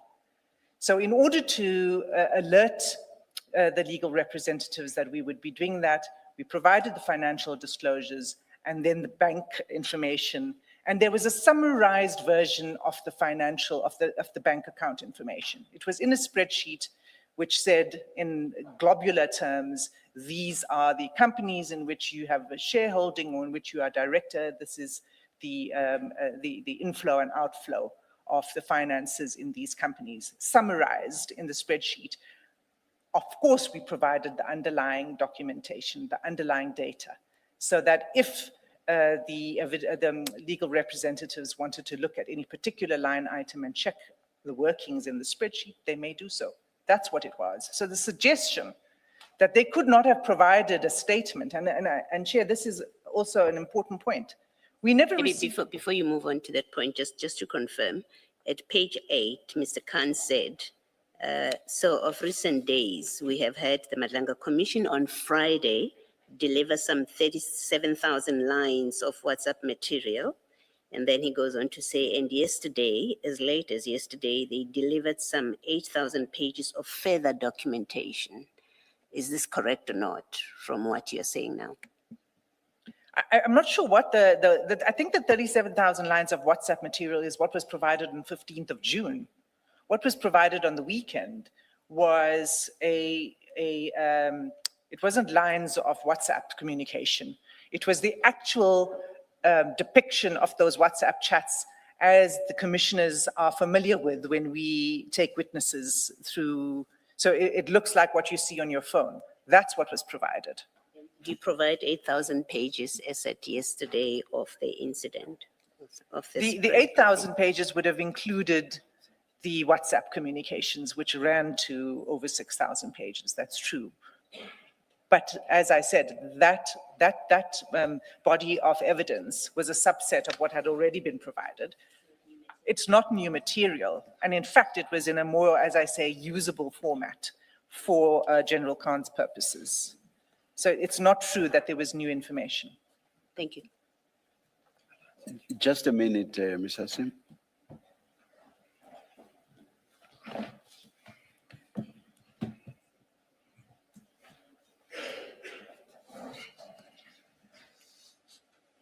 Yes, Ms. Hassim.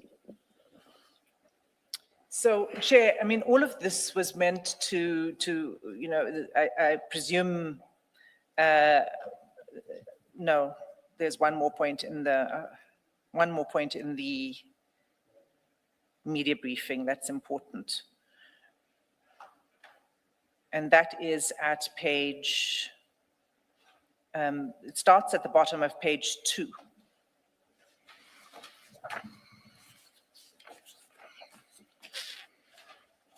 And it's around line 22. And this is where my learned friend says the following. He has been, and that's General Khan, actively participating and preparing himself to testify and fully cooperate with the Madlanga Commission. And he intended this Wednesday to fully lay bare involvement of senior members of the South African Police Services in certain offences and criminality, as well as speaking to criminal syndicates and what appears to be interference designed to destabilize certain portions of our community. Now, Chair, we never received a statement that addresses any of these issues. Those issues, I presume, would have not been dependent on the information that we provided General Khan. This is what he says he intended to lay bare.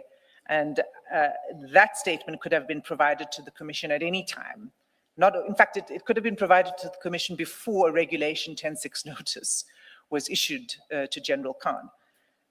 These particular topics, we have not ever received a statement from the Commission setting this out. So that was never in the Commission's possession at any time, let alone at the time that the in-camera application was. Is it not possible that a point might be made that his submissions could not have been expected to be piecemeal, and that he would have wanted to make one submission addressing everything?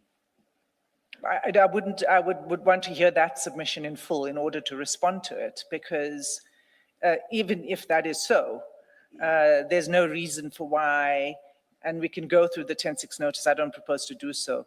The information that was requested in the 10.6 notice was information that General Khan could have answered. It wasn't dependent on information, further information from us.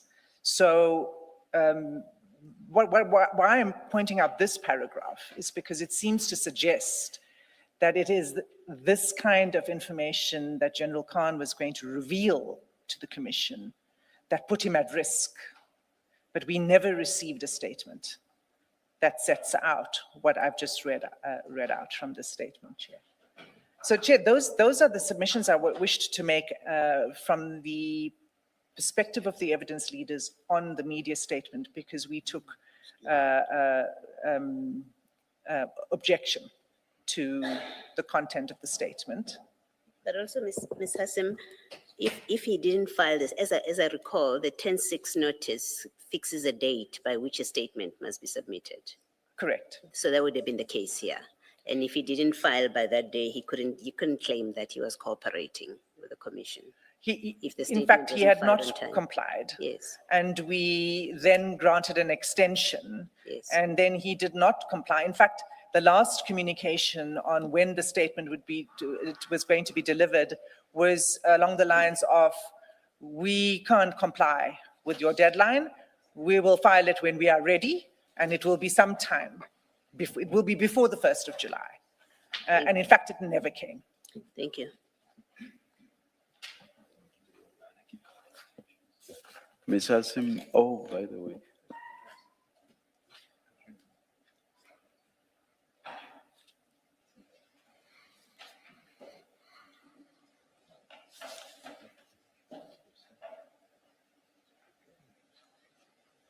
Yeah, Ms. Hassim, I'm quite mindful of the fact that the application for an in-camera hearing has been withdrawn.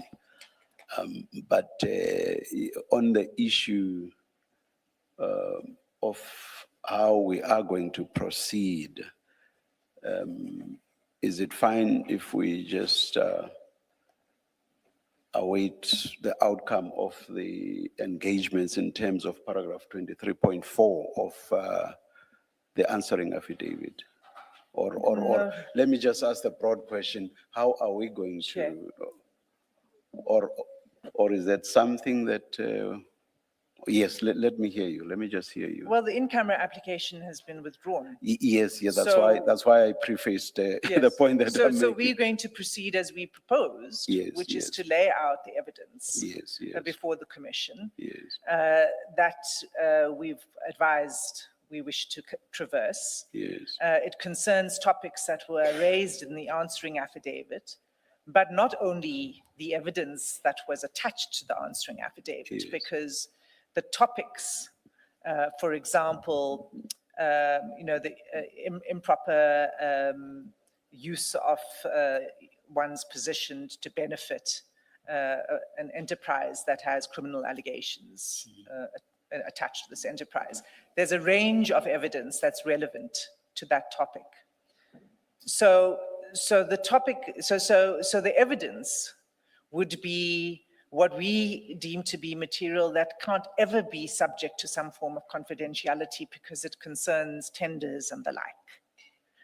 The second is, so I've covered the two. It's what's in the answering affidavit, additional evidence that's relevant, and third, evidence in relation to General Khan's, the financial position, wealth and lifestyle.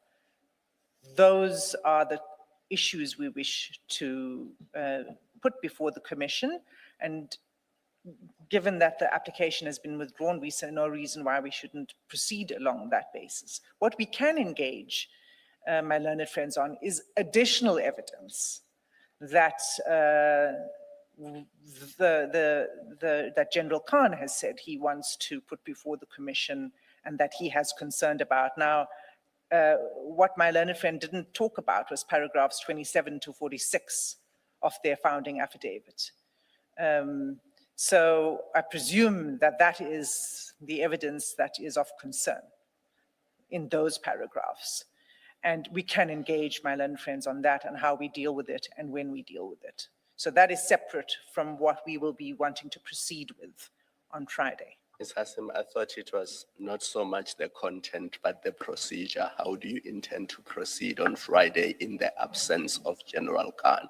So if you can just address that. Sure. Thank you, Not so Commissioner much Kumar. the So content of. it's not without precedent. We would follow the same kind of approach that was followed when a previous witness, Mr. Van Wyk, was unable to be present. And the evidence is led. And that does not mean that the witness, in this case, General Khan, wouldn't have an opportunity to respond. In due course, he would have an opportunity to respond. So in summary, the evidence leaders intend to present that evidence to the commission. And if General Khan at any point should come back, he can respond to that. That is correct. Those, yes, Those are my submissions. Thank you, Chair. thank you, Ms. Hassim. Mr. Khan, you may respond, but of course, I proceed from the premise that I do not expect you to again traverse the ground that we traversed, which led to an unreserved apology with regard to two aspects that you and I debated. Yeah. Yes. Well, I say no more than my conclusion of an unreserved apology and regret for the ambiguity that has been raised here. My attorney would like to, however, say something in respect of Ms. Hassim's address regarding the documentation, if he may. As you know, the practice where there's a leader, either the attorney or the junior will whisper to the leader, and then the leader will present. Yes, I'm not wanting to speak on behalf of him in respect of matters particularly within his knowledge. All right. When he is present. Okay, in the interest of time, we'll do that, but I hope it's not something that will recur. Yes, Mr. Valley. Not at all. Thank you, Chairperson, for the opportunity. I just want to mention two things, Chair. Ms. Vilsnach had contacted me, and the telephone call was opportune because that was in the morning. It was, I think, after 10 o'clock, and I can check for accuracy if Chair requires me to do so. But at the time, we were still engaging with the hospital manager in our office with SEPS members in order to bring clarity to the question of who's authorized to be there and what they're authorized to receive, and also balancing what the hospital's processes and policies were. Ms. Vilsnach wasn't the only person who contacted me. I'm just checking on my email. Mr. Kerwin Pokpas of DI attorneys also contacted me. And we had spoken briefly about how we saw the matter to proceed and how they intended to see the matter to proceed. And there was a suggestion that we convene a meeting with the evidence leaders who I understood was not available for the duration of that day. So it's not as if we simply sat back on our haunches and did nothing. We had engaged with Mr. Pokpas telephonically. He then sent us correspondence late that afternoon and then later in the evening with their proposals on a redaction. So Mr. Pokpas, if I can summarize the position that he had given to me was, we see your application for in-camera proceedings. However, our view and the evidence leader's view is that there's no application to hold the in-camera proceedings in camera. So we're not sure what you intend to address in the in-camera proceedings because, and please, Mr. Chair, I don't intend to address on the merits of the in-camera that's now disposed, but simply to give you context and insight into the conversation. It was, we don't believe you've given sufficient facts, and we say if we give too much facts, then we defeat the application itself. So let's talk about the redaction. That's what came later that evening was the proposals on redaction. The next morning, I was able to respond to that proposal where I invited their insight or their recommendations on how they intended to proceed. So it places that statement that Ms. Hassam drew attention to earlier when she addressed Chair on we invite the commission to tell us what to do. So the engagement regarding how we thought the matter should proceed had occurred with my counsel prior to the statement to the media, but the engagement with Mr. Pokpas occurred subsequent. And therefore, we could only come back the next morning. I just wanted to clarify the point that we were engaging not only with Ms. Vilsnach, but with somebody else as well.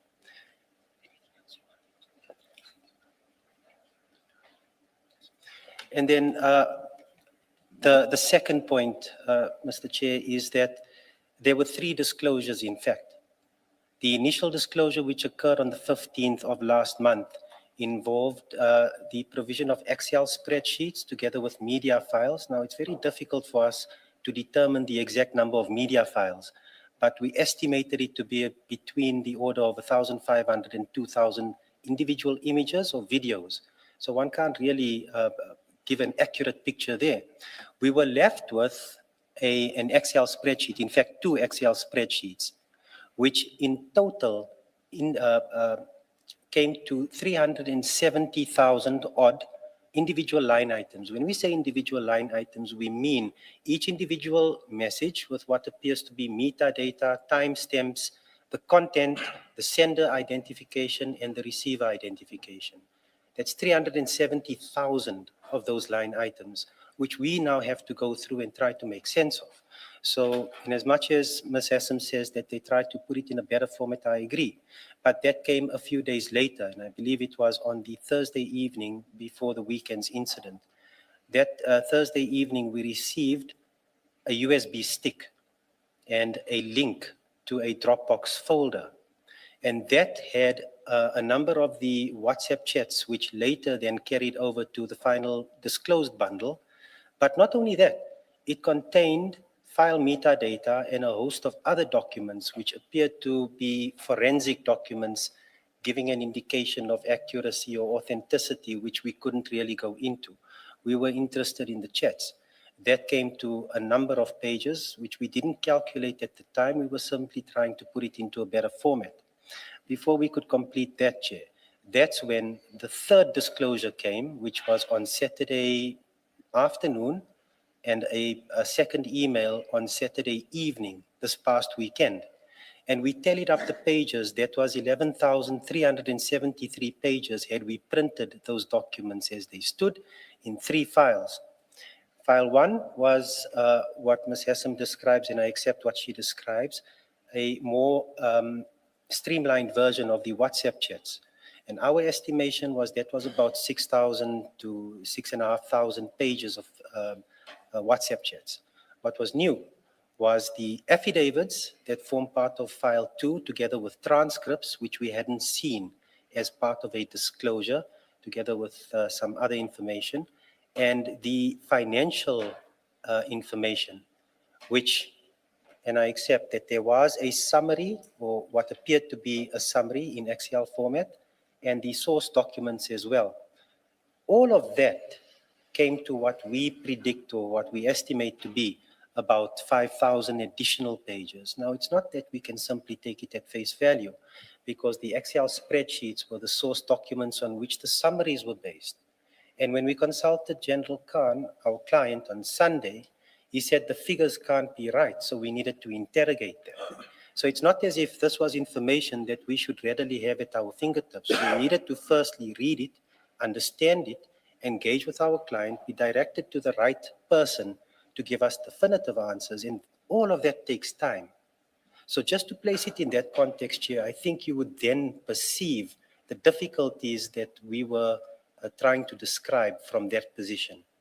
And in relation to the media statement regarding the information of what General Khan intended to address to this commission today, what my learned friend Mr. Khan had said in his affidavit regarding the headings, there's information regarding these rubrics that we had given, perhaps not in the detail that the evidence leaders expected or required of us, but it certainly was mentioned. And I don't want to mention it here because then I'm going to defeat the very purpose of that application.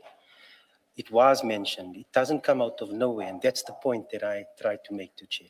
I'll leave my submissions there unless Chair has any further questions for me.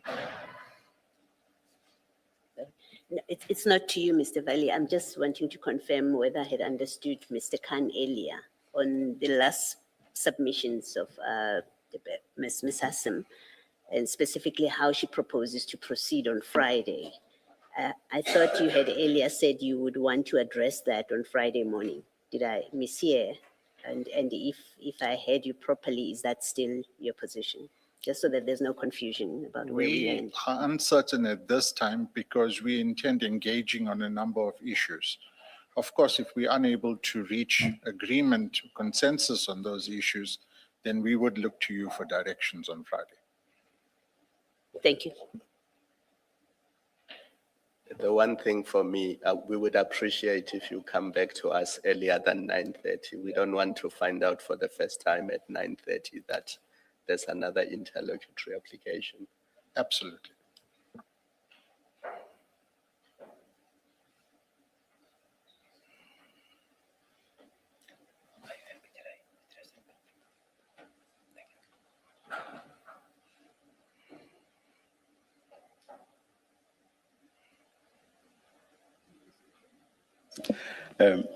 Ms. Hassim, it looks like we are done, or is there anything else you think needs to be raised? I'm not affording you an opportunity to respond. I don't need to respond to that. Yes. Chair, there was just one thing which I think my learned friend said was an offer to provide the J88 form in response to our letter of the 29th. Yes, there was that. So yes. if that could be made available. And then Yes, may we leave it to the attorneys to interact on that, and I'm sure it will definitely be availed. Mr. Khan having Thank you. made the point earlier today. Yeah. Yes, Chair. Thanks. Yes. So that's the only point, really. And then we can adjourn. There is another hearing in camera to take place. Yes. A ruling was made yesterday that we would hear the evidence of witness L in camera, so we'll basically adjourn for the day, and we will resume at 9:30 tomorrow morning in open session. Let's adjourn. Thank you, Chair.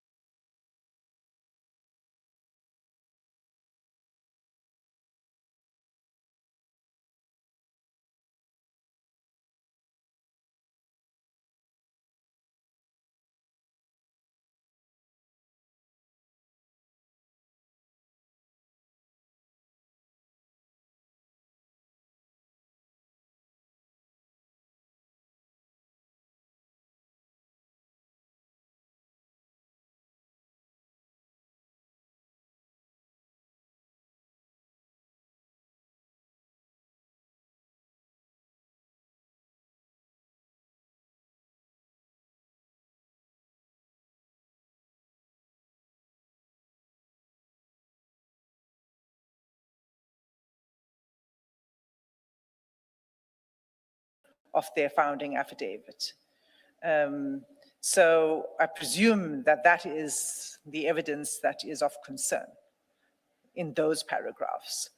And we can engage my learned friends on that and how we deal with it and when we deal with it. So that is separate from what we will be wanting to proceed with on Friday. Ms. Hassim, I thought it was not so much the content, but the procedure. How do you intend to proceed on Friday in the absence of General Khan? So if you can just address that. Sure. Thank you, Not so Commissioner much Kamal. the So content of- it's not without precedent. We would follow the same kind of approach that was followed when a previous witness, Mr. Van Beek, was unable to be present. And the evidence is led. And that does not mean that the witness, in this case, General Khan, wouldn't have an opportunity to respond. In due course, he would have an opportunity to respond. So in summary, the evidence leaders intend to present that evidence to the commission. And if General Khan at any point should come back, he can respond to that. That is correct. Those, yes, Those are my submissions. Thank you, Chair. thank you, Ms. Hassim. Mr. Khan, you may respond, but of course, I proceed from the premise that I do not expect you to again traverse the ground that we traversed, which led to an unreserved apology with regard to two aspects that you and I debated. Yeah. Yes. Well, I say no more than my conclusion of an unreserved apology and regret for the ambiguity that has been raised here. My attorney would like to, however, say something in respect of Ms. Hassim's address regarding the documentation, if he may. As you know, the practice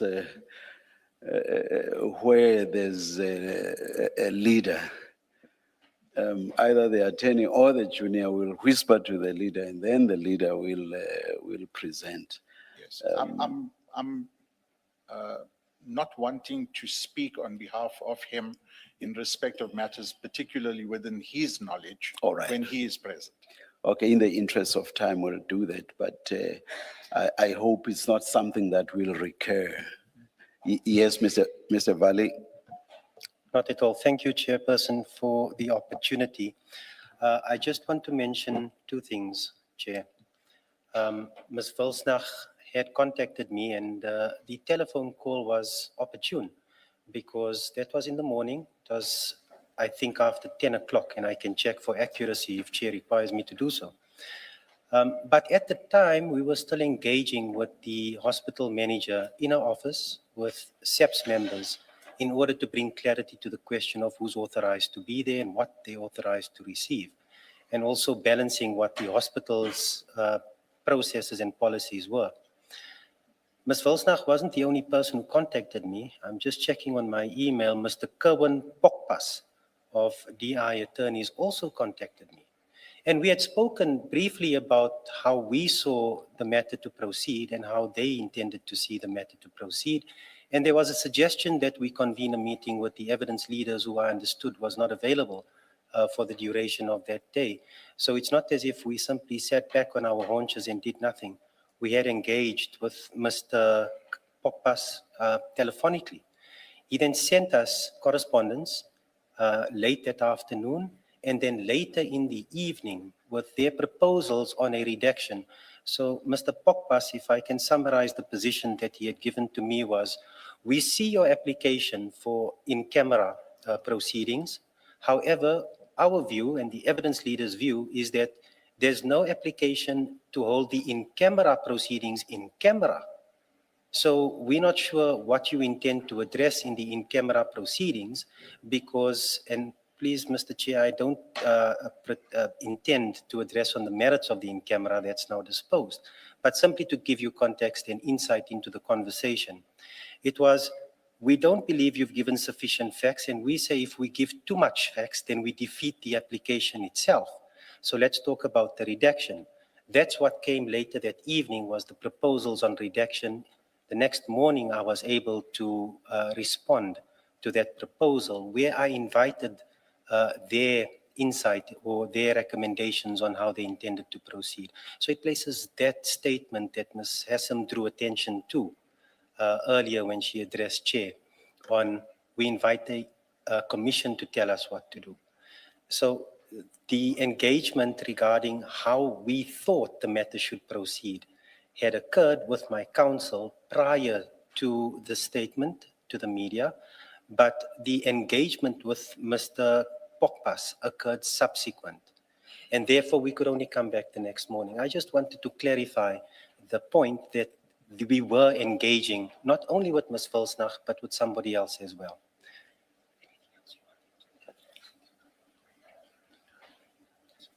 And then the second point, Mr. Chair, is that there were 3 disclosures, in fact. The initial disclosure, which occurred on the 15th of last month, involved the provision of Excel spreadsheets together with media files. Now, it's very difficult for us to determine the exact number of media files, but we estimated it to be between the order of 1,500 and 2,000 individual images or videos. So one can't really give an accurate picture there. We were left with an Excel spreadsheet, in fact, 2 Excel spreadsheets, which in total came to 370,000 odd individual line items. When we say individual line items, we mean each individual message with what appears to be metadata, timestamps, the content, the sender identification, and the receiver identification. That's 370,000 of those line items, which we now have to go through and try to make sense of. So, in as much as Ms. Hassam says that they tried to put it in a better format, I agree. But that came a few days later, and I believe it was on the Thursday evening before the weekend's incident. That Thursday evening, we received a USB stick and a link to a Dropbox folder. And that had a number of the WhatsApp chats, which later then carried over to the final disclosed bundle. But not only that, it contained file metadata and a host of other documents, which appeared to be forensic documents giving an indication of accuracy or authenticity, which we couldn't really go into. We were interested in the chats. That came to a number of pages, which we didn't calculate at the time. We were simply trying to put it into a better format. Before we could complete that, Chair, that's when the 3rd disclosure came, which was on Saturday afternoon, and a second email on Saturday evening this past weekend. And we tallied up the pages. That was 11,373 pages had we printed those documents as they stood in 3 files. File 1 was what Ms. Hassam describes, and I accept what she describes, a more streamlined version of the WhatsApp chats. And our estimation was that was about 6,000 to 6,500 pages of WhatsApp chats. What was new was the affidavits that form part of file 2, together with transcripts, which we hadn't seen as part of a disclosure, together with some other information, and the financial information, which, and I accept that there was a summary, or what appeared to be a summary in Excel format, and the source documents as well. All of that came to what we predict or what we estimate to be about 5,000 additional pages. Now, it's not that we can simply take it at face value, because the Excel spreadsheets were the source documents on which the summaries were based. And when we consulted General Khan, our client, on Sunday, he said the figures can't be right, so we needed to interrogate them. So it's not as if this was information that we should readily have at our fingertips. We needed to firstly read it, understand it, engage with our client, be directed to the right person to give us definitive answers, and all of that takes time. So just to place it in that context, Chair, I think you would then perceive the difficulties that we were trying to describe from that position. And in relation to the media statement regarding the information of what General Khan intended to address to this commission today, what my learned friend Mr. Khan had said in his affidavit regarding the headings, there's information regarding these rubrics that we had given, perhaps not in the detail that the evidence leaders expected or required of us, but it certainly was mentioned. And I don't want to mention it here because then I'm going to defeat the very purpose of that application. It was mentioned. It doesn't come out of nowhere, and that's the point that I tried to make to Chair. I'll leave my submissions there unless Chair has any further questions for me. No, it's not to you, Mr. Valley. I'm just wanting to confirm whether I had understood Mr. Khan earlier on the last submissions of Ms. Hassim, and specifically how she proposes to proceed on Friday. I thought you had earlier said you would want to address that on Friday morning. Did I mishear? And if I heard you properly, is that still your position? Just so that there's no confusion about where we We land. are uncertain at this time because we intend engaging on a number of issues. Of course, if we're unable to reach agreement, consensus on those issues, then we would look to you for directions on Friday. Thank you. The one thing for me, we would appreciate if you come back to us earlier than 9:30. We don't want to find out for the first time at 9:30 that there's another interlocutory application. Absolutely.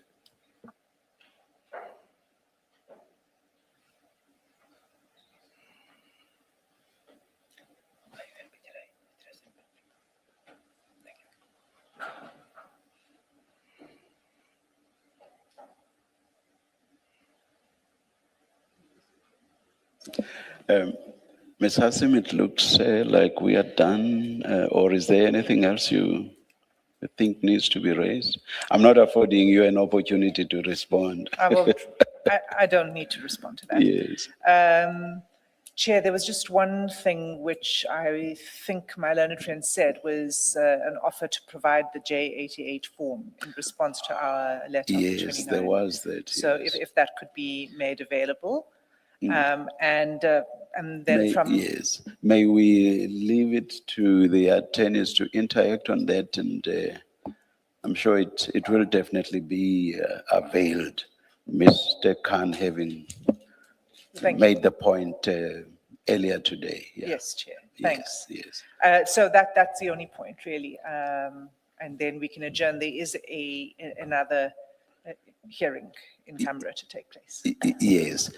A ruling was made yesterday that we would hear the evidence of witness L in camera. So we'll basically adjourn for the day, and we will resume at 9:30 tomorrow morning in open session. Let's adjourn. Thank you, Chair.